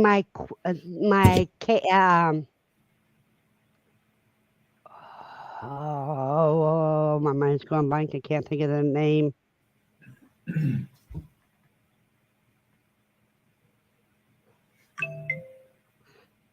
Someone's on my website. Who could it be? Somebody. They eat like mustard greens and everything else. And there's CB. She hid behind behind her dog. That Oh isn't my fair. gosh.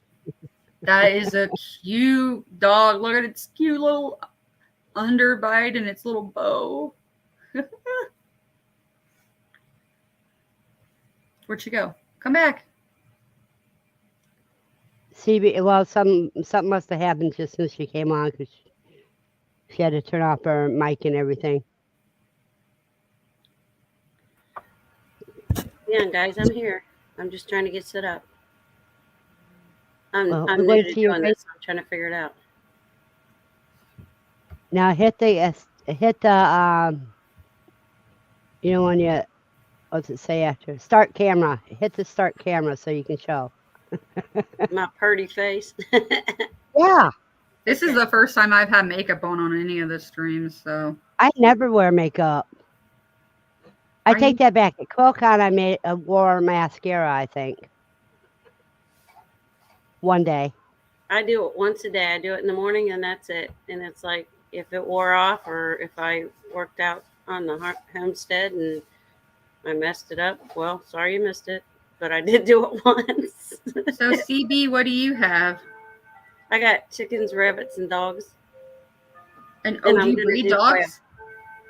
I got I got 2 dogs, and I'm gonna be getting a third.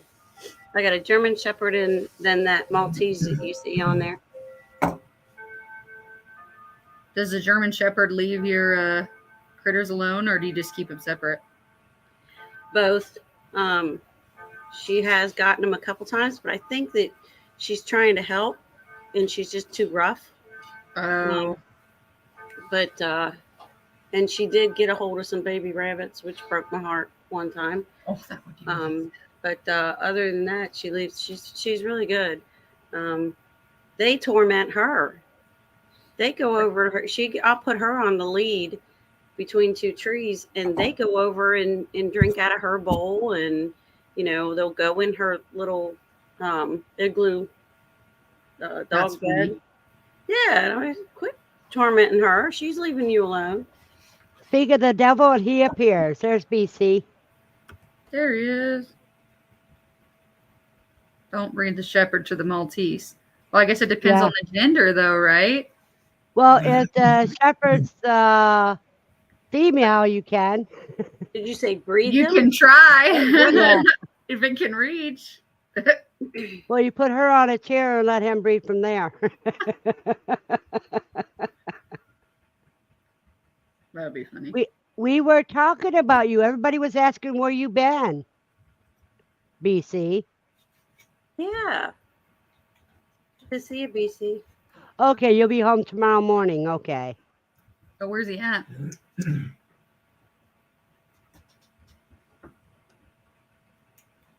He's been on vacation. I forgot about that. Steve, See, I do may you not. Oh, he's on vacation. I may not have Alzheimer's, but I have some timers. Sometimes I remember, sometimes I forget. Father-in-law walked away laughing. Like the selective time, selective memory. No, it's not selective because when I want to remember, that's when I can't remember. And when I don't want to remember, I know it. What do you call it when you walk in a room and can't remember what you were going in there for? That's what I got. Every day? That's some timers. I called that 5 minutes ago. Yeah. That's funny. Steve, do you do farmers markets?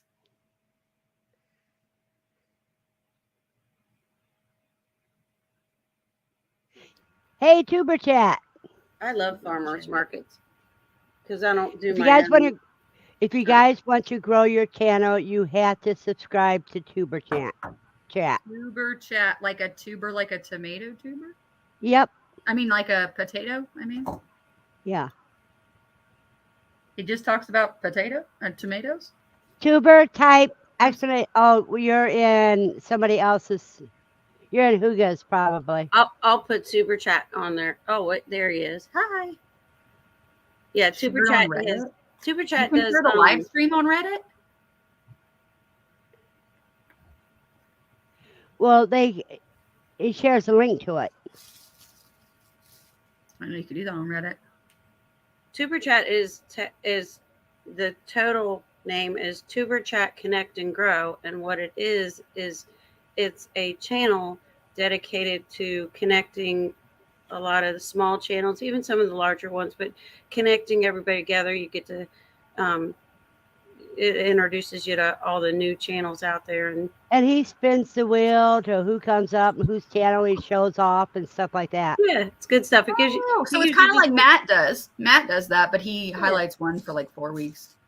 yeah, he did. Well, I need to a follow few this minutes of each channel. one, so you can. Well, You know. like, How do you what was it, a find week or two ago that I was showing everybody's store? Tuber chat? Tuber Chat, yeah. It's like YouTube, Tuber It's a Chat. brilliant idea. I don't know that anybody else is doing that.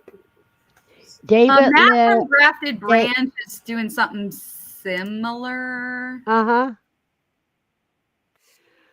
Another one that does it, that has their Connect and Grow, is David Lynn Prepper Principal. I would love to do that. I think there should be more, because we If I all had more, have some people that aren't all connected. So if we all just well, that's why I found like CB and a few of the others. I'd have to look on names again. Yeah, Anime Gamer. Are they all going to come to QuailCon Um, this year? Hopefully. Oh, I My- got Michigan Adventures. CB, They're what supposed state to are be you in? coming.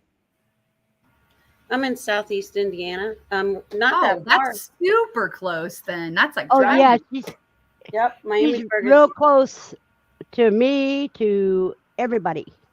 Yep, Well, Miamisburg not is me, probably but about an hour. nice. Yeah, you super need to come. It's so fun. No, that's not the Chiefs that that we're talking about. BC is Chiefs of BC Gaming is gamers. You want Drunken Chef. Hello, Vanning. I'm gonna do this so people can With see Ada. me Okay, that's Ada. sorting my feathers. I realized yesterday I didn't post any of my holiday shirts. Oops. And there's Tiffany. Good morning.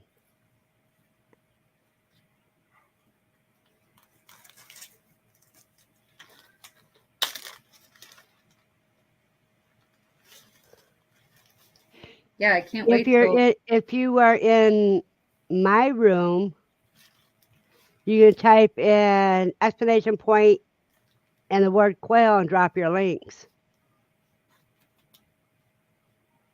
I don't think any of these people are in mine, but you No. can do the same thing.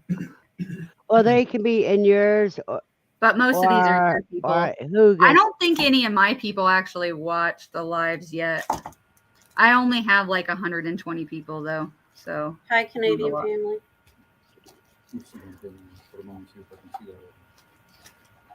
Kevin is Tuber Chat.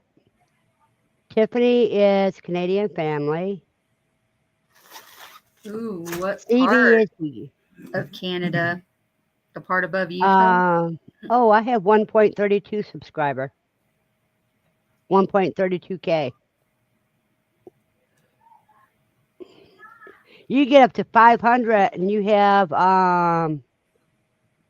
2,000 viewing, no, 3,000 viewing hours, and you can get monetized. I The thought first you part had of to have monetization. 1,000. No, they changed it to 500. Mm-hmm. You can get partial monetization. I'm not monetized yet, but they're running ads. So they're making money off of me. Oh, you're not. How are you not monetized yet? Because I don't have enough watch hours. Oh. But it doesn't count how much you go. Like, does it count every time we watch you? It's supposed to. Okay, let me check here. Let me show you guys.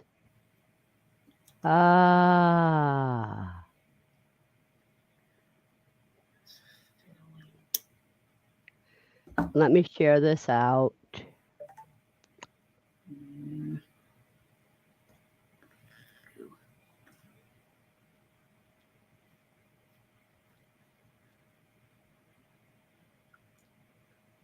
Okay. You need 500, subscribers minimum. Hey, Scotty the Hottie. And you need 3,000 watch hours. 3,000. How many do you have, Verna? I have 2,279 public watch hours. That's per year. Oh, does it start over again in January or no? What it does is whatever the old ones that are older than a year and a day old fall off. Oh. So if you were at like almost 3,000 and then it hits January and it's, oh, wait, it's only after they're a year old. I see. So it wouldn't Year old. Yeah. See, that's why they tell you to have 3 video uploads in the last 90 days. I see. In other words, if you do 1 a month, you'll keep your monetization as long as you keep your watch hours.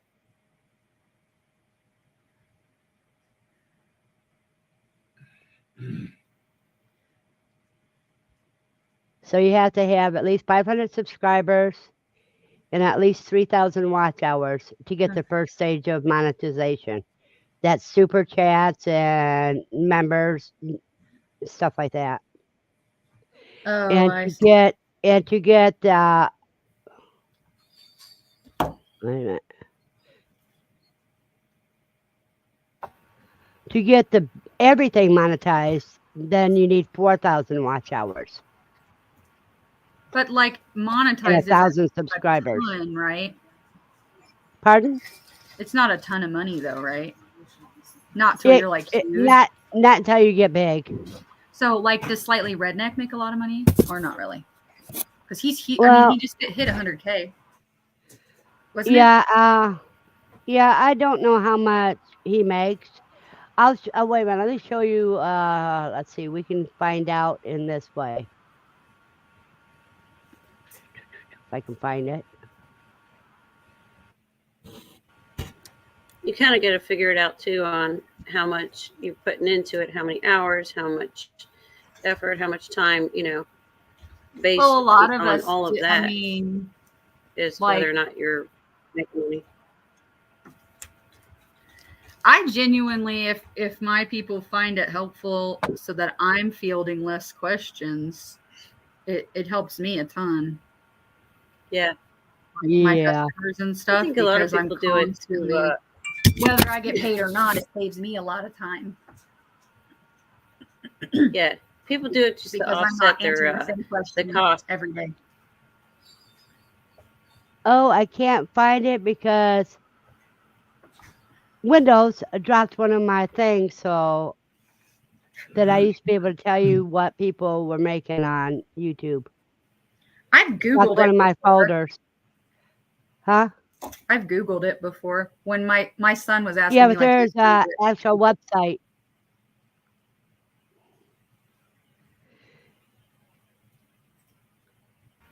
I got 2 windows up right now. Is that what I'm supposed to have? I got StreamYard and then I've YouTube? got Verna's up. I usually close yeah, one make sure because mine- they echo. No, or you could just hit the microphone on the YouTube one. You hit the Okay. microphone so it goes off. You mute Yeah, that one. I got that on mute. Yeah, but does that mean am I streaming to mine or without? I'm not seeing my channel. Yeah, am you're I? streaming. You're streaming. Oh, okay. Bake a leg and let it dig. So But hi, Thunder. Super Chat. How you doing? how Melody? much space do you have then?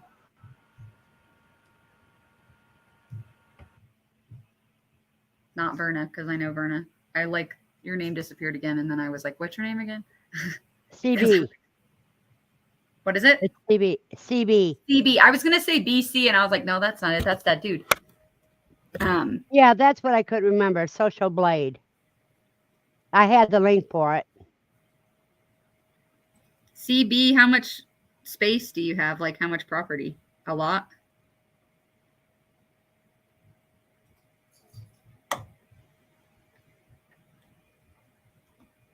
Hey, bro. Now I can say that. Ugh. Here we got CB and CB? BC, just to confuse you. CB. How much CB. She property was do you have? asking you how much land you have. About 4 acres. It's really wow. small, real small. I'm on 1/10 of an acre on a mountainside. So, and Verna's in an apartment. So, small is relative. Because 4 acres that's a lot. Well, some of it is woods. So I think Jasmine's a lot of hers is woods. yeah, which is nice. Hmm. Be Do surrounded you by have woods. very many predators in? Not really, right? I guess it. Probably Who are you asking? You. For you? Oh, not really. No, not as many as I would think because my neighbor kind of adjacent to me has a lot of chickens and poultry and goats, and the other neighbor adjacent to me on the other side has ducks and what do they have? They got ducks, chickens. So So the with all predators the go animals, after we have theirs. so many things. Do what?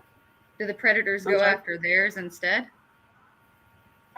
I don't know. I mean, you would think we'd have more because there is so much food here, but we Yeah. really don't. I had it when I first moved in 2 years ago. I had an owl that was hanging around. We've had hawks, a couple hawks. We actually had a bald eagle that was hanging around here. It was really cool. We have But bald the eagles in usual Louisiana? raccoon. I know, isn't that weird? I didn't know that. I just found out they have them here. Let's see, around the Midwest area here, we'll have like the weasels, raccoons, possums, all these stray cats, all these things will go after your chicken eggs and things. But bobcats, we have coyotes, but we just don't see a lot of that around here. But then again, I have a German Shepherd, so nothing goes in my yard because of that. Blessings, Dawn. We have cougars where I'm at. Hey, That's Big Matt. scary. That's really scary, especially with my little dog. Actually, I heard, and I've seen this to actually be true, is that cougars are scared of dogs. It does not matter the size. They actually if they smell dogs. They usually do not come in the area. So for the most part, they don't come in the neighborhood because it's really urban, but we're like on the side of a mountain. That's kind of how Utah is. It's like clusters of people and then a mountain. Like it just is. And they don't really come around because they can smell the dogs and stuff. So like we've been really lucky because we haven't had anything come. We did like 3 years ago, maybe there was a cougar when the drought was worse. There was a cougar that was traipsing around and it came down to the school that's right behind our house. Some cats disappeared. Yeah, some cats disappeared. Ours was one of them. They will eat cats. Drunken Chef wants to know where in Utah. Central Utah, Provo specifically. Why is And Drunken Chef is the one that you see on Nightbot. He's the one that's got the rubs. I was going to say spices. Hey, Drunken Chef. I just got some Drunken Chef rubs, and I got a pork tenderloin yesterday and some ribs. And I'm going to do it for New Year's. That's going to kind of be my New Year's thing. I'm going to try out my rubs. I'm looking I don't forward think to I've it. ever seen Drunken Chef live in the chat. I'm excited. I feel like he's like a celebrity. Hey, Drunken Chef, you want to come up? Just click the link and come on up. Provo's beautiful. Is he in Utah too? I'm not 100% sure. Is he coming? Come say hi. I don't know. Come on up, Drunken Chef. Yeah, he's up. There we go. Good morning. I tell you what, Good morning. his seasoning's even good on popcorn. Ooh. That sounds real good. I need to look. Actually, how long does it take to ship? Is it too late before Christmas? No, it usually takes about 2 to 5 business days regularly. As long as we get the order, we usually get it out within the next day. Takes a couple days. I'm not sure what the timing is right now because of Christmas, so it could be a couple more days than that. But is it? What's the website? It's drunkenchefrubs.com. Drunken Chef type exclamation point and Quail. I heard you say, how long does it take to ship? But I heard a T on the end of that word instead of a P. I guess it depends on how close the rub is. But holy cow, what I would probably say too, though. What kind of live you running here, Vern? The spooky. Ghost of Shadow. Yeah, the spooky one. I gave it to my nurse for an early Christmas present. and they love it. Nice, nice. Wait, Drunken That's Chef, what's are up. you in Utah? No, I'm in Arizona, but we went to Oh. Utah for Stadium of Fire. We went there to Provo for Stadium of Fire. Yeah, yeah. My daughter danced in the show. Oh, cool. I've not been Yeah. to it, but we can see it from our house Okay, because we're in South Provo. So we just sit on our back porch and we can watch it because they shoot it Nice. up so high. Nice. But yeah, Steve posted been- his store. I looked it up. I just opened another tab and typed in Drunken Chef Rubs. It's funny that CB said that because I accidentally typed in Drunken Chef Runs. And then she thought I said something else, and I was like, that's funny. That's pretty funny. Yeah, because he's in my night bot. Cool. He gets Yeah, dropped no, all the time. I've heard. That's why I was like, oh, I have not seen this guy in the stream before, but I know of this guy. Yeah, I pop in and out of people's streams here and there. Mainly I'm in chat, trying to support everybody, drop in, say hi, stay around for like 5 minutes or so just so I can make my rounds, What part of Arizona are you in? I'm in Mesa. In Mesa? Yeah. Oh, nice. I've never Yeah. been to Arizona, but there's a couple cities that I hear about all the time, and that's obviously one of them. And Yeah, we're like 20 minutes east of Phoenix. Okay, I was gonna say it has a similar type of population from what I hear as to where I'm at. Yeah. I'm originally from where Verna's from. I'm from Ohio, Oh, okay.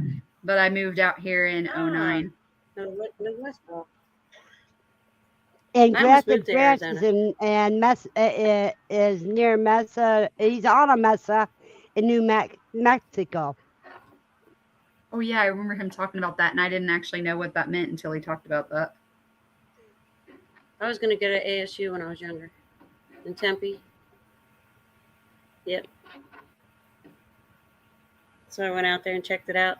Yeah. Desiree, what state do you live in?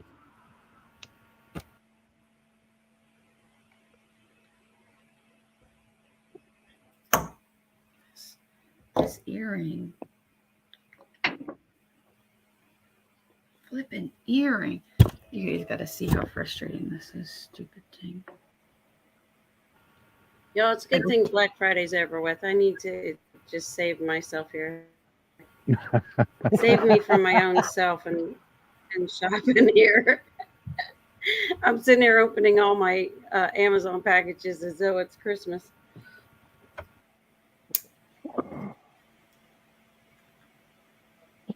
Well, you guys, we're going to show out what Drunken Chef's got going right now. We're gonna what? Okay, I'll be right back. I gotta go grab my clickies. We're going to show your store. Oh, Oh, it's Devil Dog Dust today. yeah. Devil Dog's Dust actually been out since Veterans Day. We still have about 10 more bottles left, I believe. So that's why that's still up there. But once those 10 bottles are gone, then Devil Dog's Dust will be gone. I'm not sure if we're gonna do it again or not. But if we do it, it won't be until Memorial Weekend, and we'll probably just do Memorial and Veterans. That's it. That's cool. See, this That is what is I cool. originally bought right here. The trio? Yeah, the trio. And then he sent, because I was 100th customer, he sent me the summertime heat.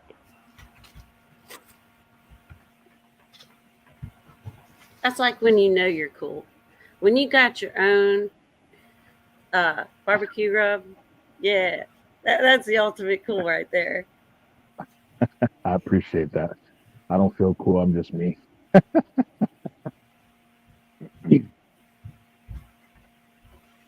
But this is, what is special with the Devil Dog? Is it extra hot? So, no, it's I would say it's not as hot as the habanero. It doesn't kick as hard, but it depends on how much you use. It's a pepper called chitlipín. It's a little red round ball of a chili, and so it takes a lot actually to make this rubs.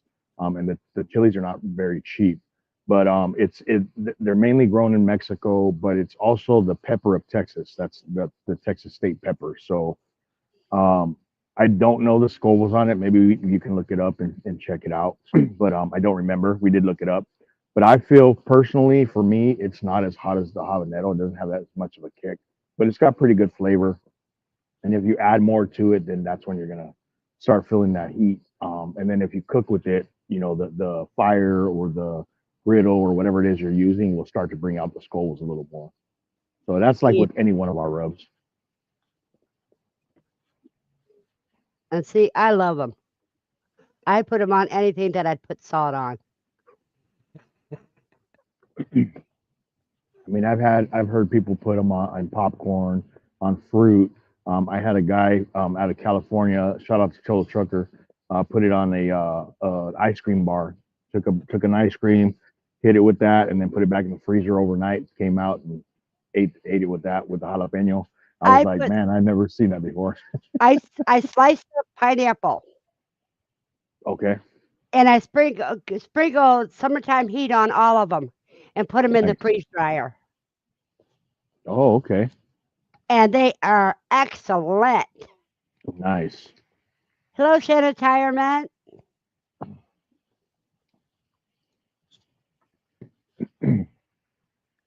In Storms Radio and Cats. Good to see you. Hey, Des. Hey, Barry. Peaceful up, Des? Des. Des is here. I gotta go. No, she's not in that Hey, Des. mine. She's in. Oh. Wait a minute. Drunken Chef, do you do like farmers markets and stuff, or are you guys too big for that now? Oh, and No, there's we actually haven't. We've done we've talked about doing it, and we just haven't really pulled the trigger. There's a couple other things that we need to get before we can do that.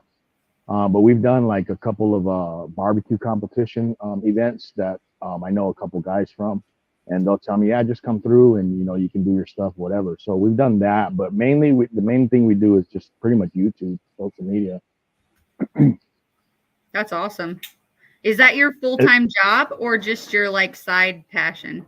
No, that's my side thing. The barbecue is a side thing for me. I work. I'm a CNC machinist full time. Oh, okay. I I actually know work what for that an is because my husband works in the oil industry, so he works with a lot of CNC machinists. Nice. Yeah, I work in an aerospace company out here, so that's my full time job. And then on the side, I do barbecue. Ribs, You rib barbecue plates, quail with brisket it plates. yet? I've done quail. I have done some quail I picked up from AZ Highland Homestead one time. We drove out to Prescott and picked up some quail from him and smoked some of those. That was probably almost a year ago now. What else have we done? Yeah, we pretty much all the basic stuff, chickens, everything else like that. So What's the weirdest thing you've ever put your rub on personally? That sounds probably like the quail. Probably the quail is the only the thing. Yeah, but I mean, it was good. We wrapped it up Not in like bacon. a beef tongue or a mountain oyster? Lengua for me is a staple for our culture, so Oh, it's really? normal. Yeah, yeah. Okay. You I said did a smoked. lengua, so are you Spanish then? Hey, Beverly. Yeah. I was like, I know that word. My BFF is from Mexico. Yeah, I did the lengua not this past September, but a year ago, September. I did that I don't know if you guys remember I don't know seeing. how to cook it. I've heard it's really good for you.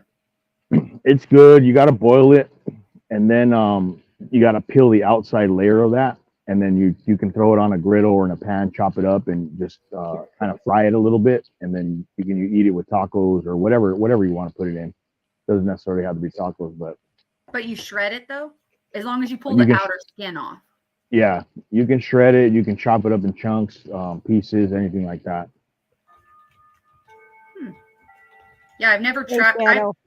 I know where to get it, but Hey, it's like Shadow. Oh, I think she has a question. What meat is that you said you had to chop up? Tongue. The beef tongue. Oh yeah, beef tongue is good. You just have to chop it Lingua up is to get tongue in rid of most of Spanish. the fat. Hey, Shadow, are you live later? Ooh,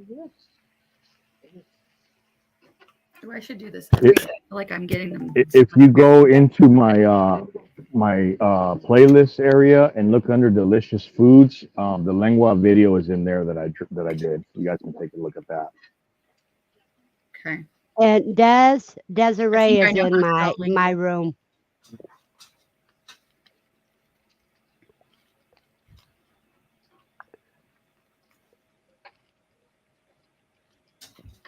Well, I'm excited because I was actually kind of wondering like what to get my husband, and he always says he wants nothing, but I was like, ooh, this actually would be like right up his alley.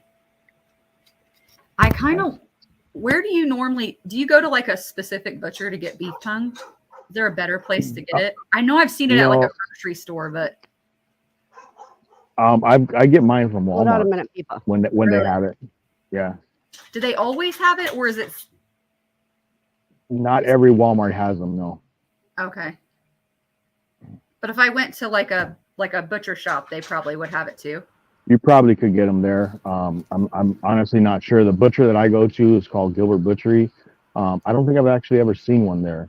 And I get like my dino ribs from there, and sometimes I'll go and buy ribs if I feel like spending a little extra money on it and stuff. But I don't know if I've ever seen the beef tongue there. I'm gonna have to look next time. What about like we have like a Hispanic market that has really good meat. They Would might they have have one. it there? They might have it. Yeah. Okay. Because if Most- anybody's got it, they're gonna have it, and it's gonna be good. Yeah. As I was just gonna say, most Mexican stores will have Okay. I'd actually stuff like that. So that's so funny because I didn't know that was a Mexican thing. I knew birria is, Yeah. but I've not had it. Yeah. Because my Mexican neighbor that raises goats actually won't eat the goats. So he just lets them breed and has a bunch of them. And they have names. So he won't eat them. He can always make tacos out of them and sell them. Yeah, I keep telling him I want to try it. And he's like, well, these ones aren't for eating. But my other friend knows how to make it. So I'll have to ask him. But he runs a food truck, but they do Philly cheesesteaks. They said there was enough taco food trucks in Provo, which is fair. That's probably true. We've seen quite a few out there. Hispanic culture here too. We went to that wrestling place right there, the wrestling one that's themed. What was it called? Something burrito. Sweeto burrito.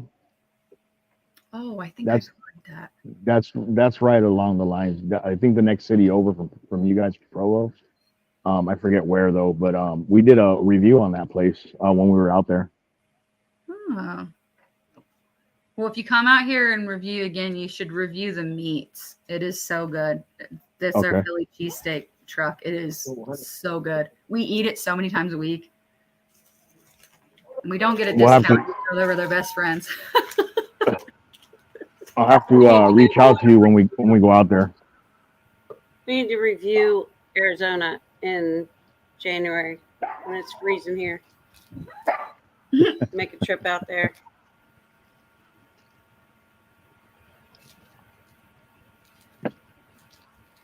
And there's M&T, who is, no, I don't have M&T's name. Living and cooking? Yeah, M&T living and cooking. Awesome people. We did a live cook the other day on Wednesday. We made a pambazo. You made what? We made something called a pambazo. What's that? It's kind of like a torta, like a sandwich. You have potatoes, chorizo, lettuce, cotija cheese, and you make a sauce out of chile guajillo. and then you soak it in the bread and you fry up the bread or toast the bread, and then you make like a little sandwich in it. Do you do it Big in bomb. English when you do it or no? What's that? The lives? When you do the cooking stuff? Yeah. Oh, okay. I've never heard him speak anything but English except for when he's naming the meats. Well, that's why I wondered, because I was like, I mean, I'm sure I could figure it out enough. Like, I understand it a lot more. That get out of here, dogs. Hey, dogs. We have the subtitles on. I can understand it pretty good. My speaking isn't very good because Okay. our friend doesn't speak it a lot, or he does like a Spanglish, so he'll switch back and forth. Gotcha. Even when he talks to like his anything other than his mom, like if he talks to his siblings, he switches back and forth. Gotcha.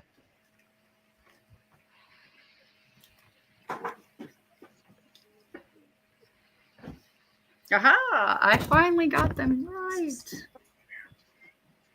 Cool. I did 3 of these little boogers. Because the other one was too short and it was bothering me. But then I had to find more pearl and Italian feathers. I need to go find me one of. I'm gonna look through. You should see what the Egyptian bee feathers look like. I know. Now I'm like, maybe I'll get other. The only reason I got button quail, one, is because people were asking me to hatch them, but I want their eggs for jewelry. Uh-huh. But they can fly so good and they're so hard to catch. You can be holding them in your hand and talking to them, and they're gone. That's how the kits are. They be sitting in your hand, all of a sudden they're gone, and they try to go. And I caught one before it got to my knees, because it was fine with me patting it, but when my nurse reached over to pat it, it done. jumped out of my hand. But I caught it. I keep trying to click on Drunken Chef on here, but in the comments it won't let me. So I just need to. No, you have to do it from my channel to catch it. Oh, here it is. I did it from. But I need to do this intro video thing that everybody else has. Now, what would I put in it? Nothing I do is ever serious. So, I mean, it's sort of serious, but. So is there a difference in taste of the eggs of those quail when you guys talk about the No. different- They really don't. They really don't taste any different per se. Okay. It's that often people that are allergic to chicken eggs can eat quail eggs. That's true. And Usually it's also quail another and thing duck. is if somebody's on chemotherapy, sometimes their doctors tell them to get quail eggs Oh wow. because they're higher in B vitamins. Interesting. And since they're so small, they're not wasting so much food. It's Interesting. Okay. CB. What I tell people when they ask me that, because that's the most common question I get, is that honestly, most people have okay, it doesn't have to be McDonald's, but most people have a McDonald's type palate. If you have, and so I'm like, everything tastes like chicken. If you have a McDonald's palate, everything tastes like chicken. So it's not going to taste that weird to you. If you have a discernible palate, you might notice they're a little bit different, but more on the creamy side. To me, Right. I can They taste the had- difference, but I couldn't pinpoint what it is. But I don't The have a yolk- discernible palate. The yolk is bigger than the whites. There's a lot more yolk than there are whites to a quail egg. Whereas a chicken egg has a lot of yolk. I mean, a lot of whites and a little yolk. I think I will say Whatever though, I conversation. tasted a duck egg to compare because Yeah, duck eggs are supposed to be more these creamy places. too. About rubs. I think duck eggs BEYS. taste like a sulfury. There's like a smell, like a duck pond smell. It like had a weird smell and it affected the taste. I don't know. duck eggs are stronger tasting, Yes. Yes. and if you fry them, they're rubbery. They're more Oh, rubbery. the texture was a little bit different. We cooked all three together, and then we did a blind taste test, and I could immediately tell what was a chicken. And then the duck, before I even put it in my mouth, I could smell it, and I was like, okay, well, that's good to know, because people that haven't just had chicken eggs will often say, how does it compare to a duck egg? And I was always like, I don't know. So then I tasted a duck egg, and I was like, not good. Duck eggs are best for baking. Yeah, which is weird because it doesn't affect the taste. No, it doesn't affect the taste, but it is better.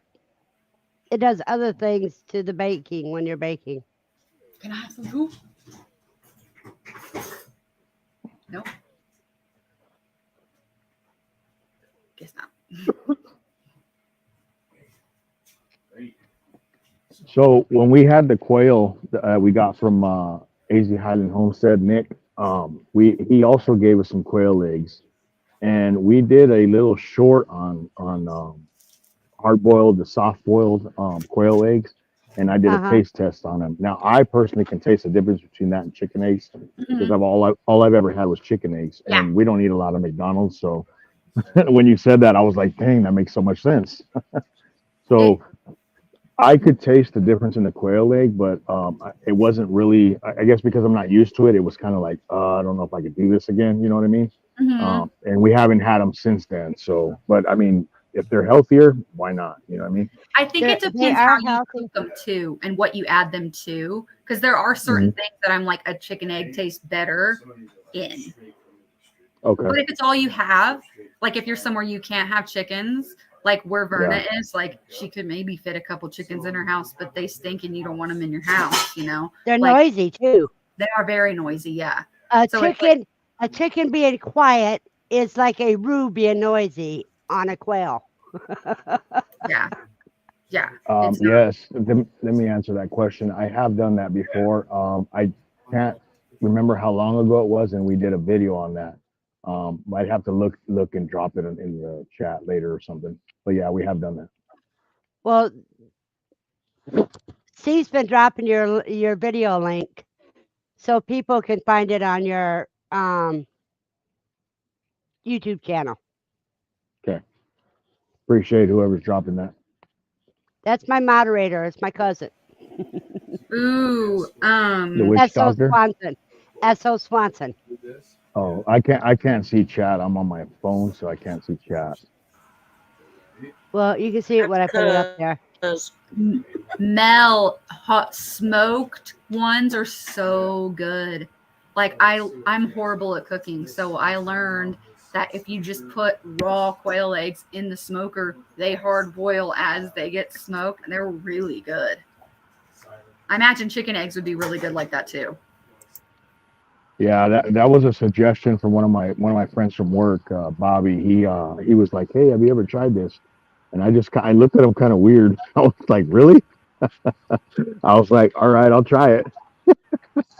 And yeah, they did come out pretty good. CB will have to drop it. I think you're in CB's channel. Huga.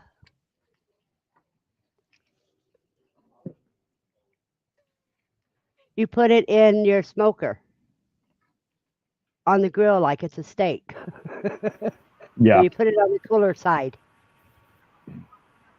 Yeah, you do it indirect and just set them right on top, just like that, in the shell and everything.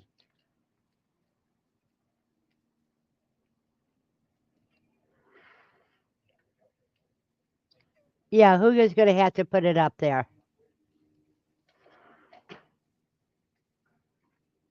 And evidently she's handling something. You need to put Drunken Chef's channel link. There you go. Oh, okay. Yeah. Will do. In your chat. I'll be right back, guys. Okay.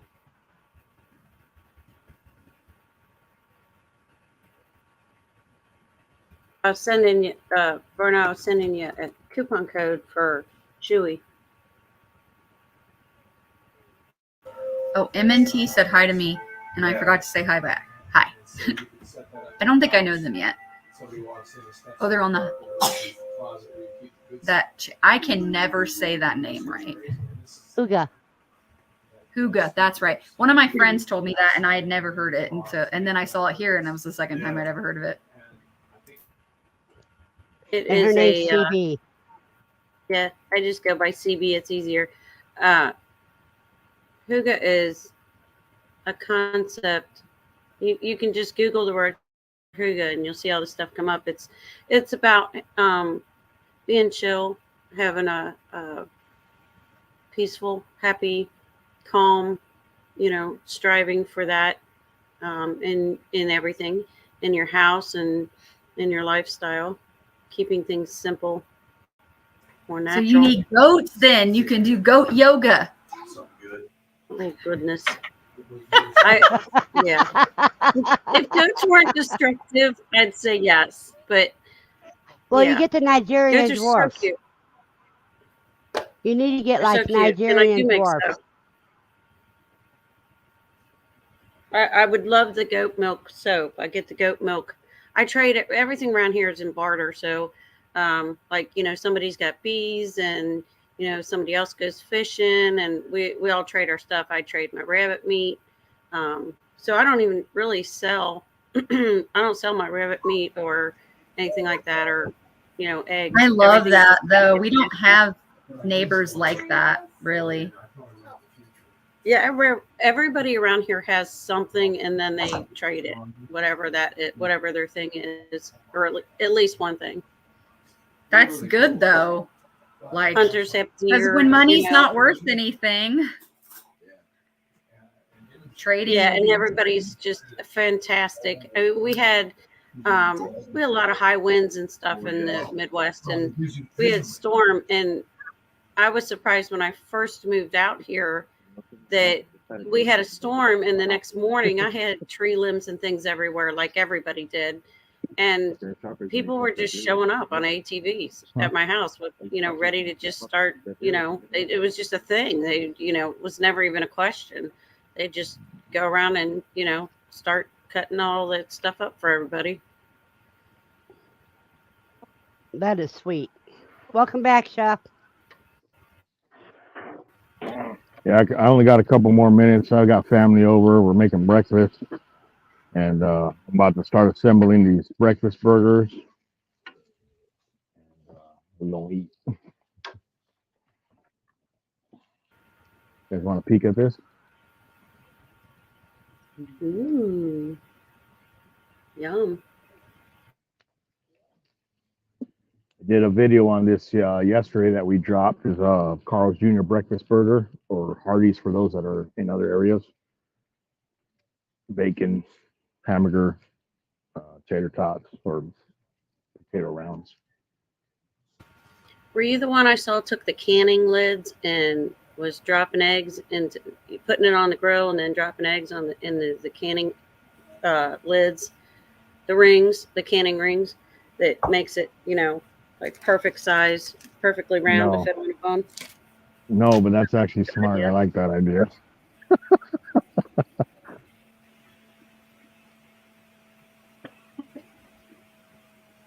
That's actually a really good idea. I never thought about that. Yeah. I mean, I wouldn't have been the one to think about that anyways, because I'm not that great, but stupid. Now I'm away from the computer because I had to answer a call and Lucy needs to go out.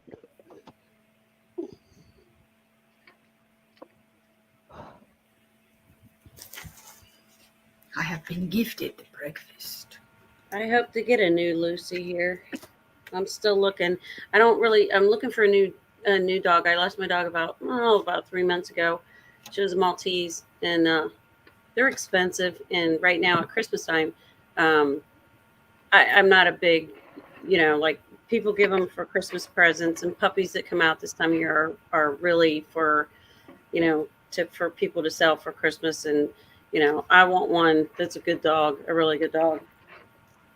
She was a therapy dog. She worked with me every day. I worked in occupational therapy, which is like physical therapy, and she literally went with me all day, every day to work, and worked with patients in the hospital and the nursing home. And I just retired, so I'm not doing that anymore. But I do want another Maltese like that, and they're hard to find. The real AKC registered ones, and they can be a little pricey because they're a little purse dog.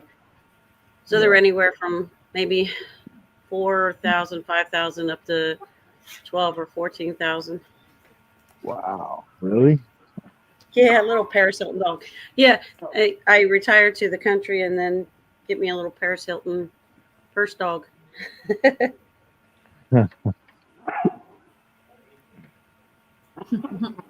But they're the best dogs. They're so smart and they're amazing, easy to train, Nice.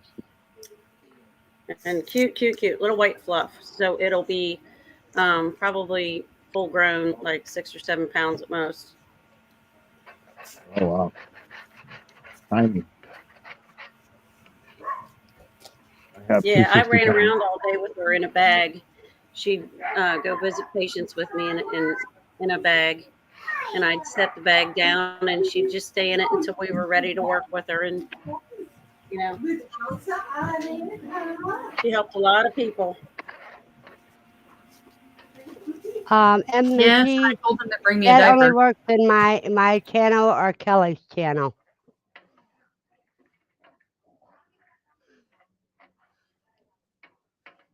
See, I've never had a full-bred dog. I always get rescue animals. Oh, they're just as good, you know. Yeah. Hey, OTWP.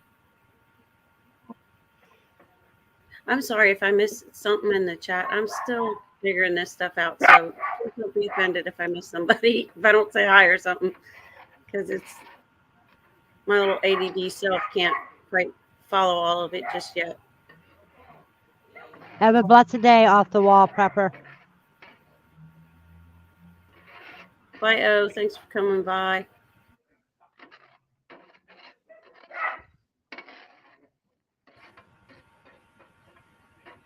I got this goal for the new year that I'm going to get more organized, because I do a little bit of prepping and, you know, like everybody these days, and I'm going to get more organized. That's one of my goals. So I got all this stuff I'm unpacking from Amazon. It's hopefully going to help me get more organized.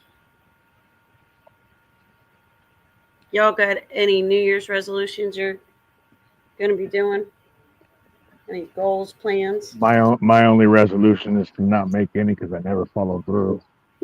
Exactly.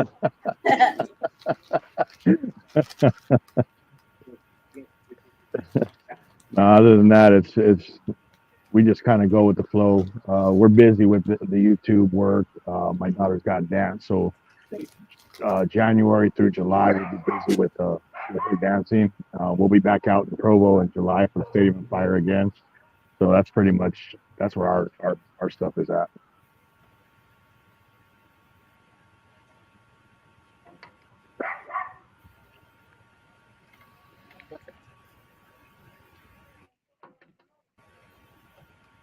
Yeah, kids these days, they need to come with their own like social planner, personal assistant. You know, they do. Exactly. That would probably be a good business, to be the, you know, the personal manager of children activities. So your child has all that stuff. They can keep track of all the stuff they need for school. And yeah, that's my wife right there. She has a planner for everything. Hello, dragonflies. So, well, I'm gonna drop down, guys. I appreciate you letting me up, Verna. It's good talking to you guys. It's always drop great your having link, you. Chef. I'm sorry. I'm gonna drop your link. I'll do it now. So we'll get it in there. If we can drop everybody's link so I can check in with all of you, because I'm not sure. Well, who do I think I'm? Okay. On mine, you just type exclamation point and Quail.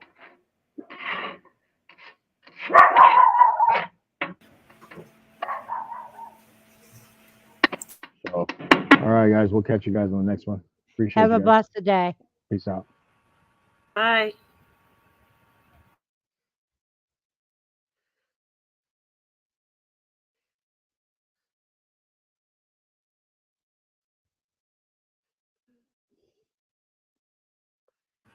I put my Instagram on there.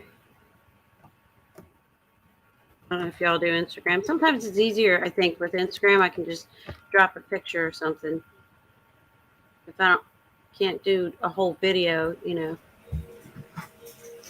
I do Instagram, and then I try to upload it all to my YouTube. I have an Instagram account, but I don't do anything with it. Sometimes I'll remember to put my advertisement in it, but I don't have very many followers, so if any, because I don't do anything with it.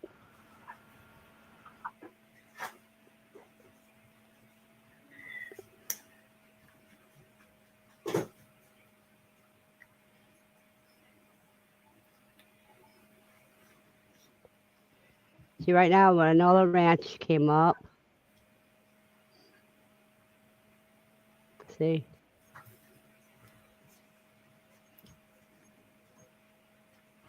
I'm going to stay for a couple more minutes. I'm starting to lose my voice again. So, Oh, boy. Yeah, I gotta go get it's on getting the critters. Hey, I gotta Dragonfly. I gotta get my critters situated and start setting up for the market. Make sure everything's in the car. Yeah, it's 1 o'clock already. I didn't realize it was so late. So we've been going live for 3 hours. I got a lot of feather earrings done though. Yahoo! Yay. Look at all these. Woohoo. Then what do you do? Do you sell those at QuailCom or what's To me, the plan? Yeah. I didn't this last year because I didn't know how to make them. I now make these in quail egg earrings and necklaces and quail claw necklaces and keychains. And I'm mostly known for like my shirt designs. So like this one I made says money can't buy happiness, but it can buy QuailCon tickets. So like last year's QuailCon t-shirt I designed.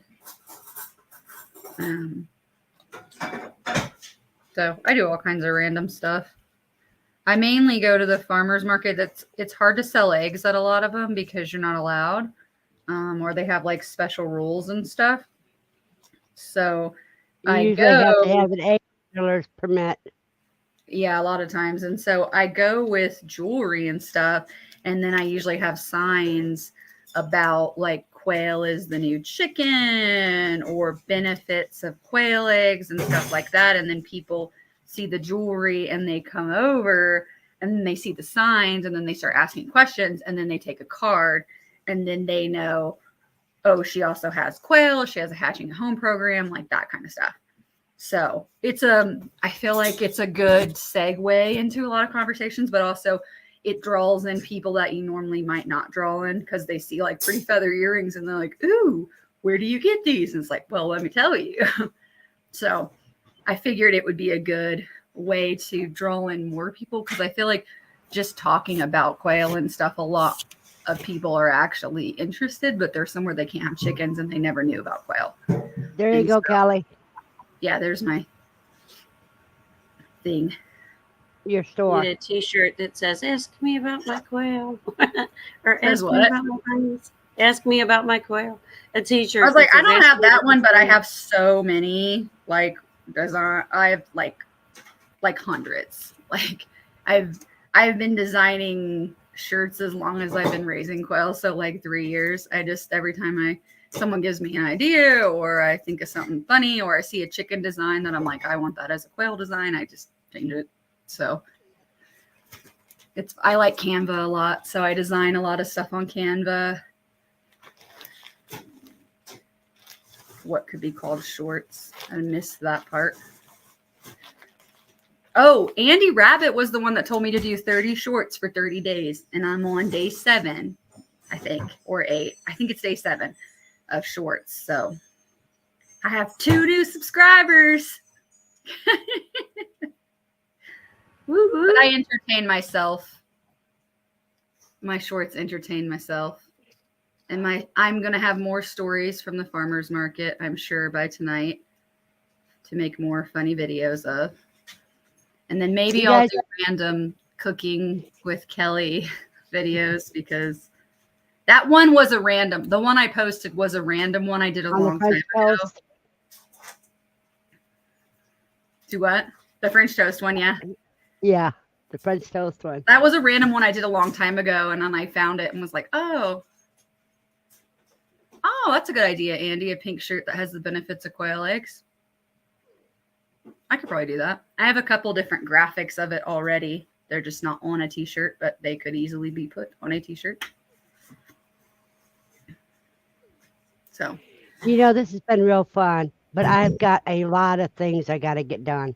I was just going to say, I got to scoot because I have a lot of crap to get done, and I have to be at the farmer's market in like 4 hours. So everybody have a blessed weekend, and I'll see you Monday night at Someone Tears live Oh, stream. yeah. Awesome. Yes, Bye, thank you guys. guys. Oh, it was And fun. Buster, I haven't forgot your stuff. I will get Bye. it out after Christmas because right now everybody would lose their stuff in the mail. Everybody have a blessed day.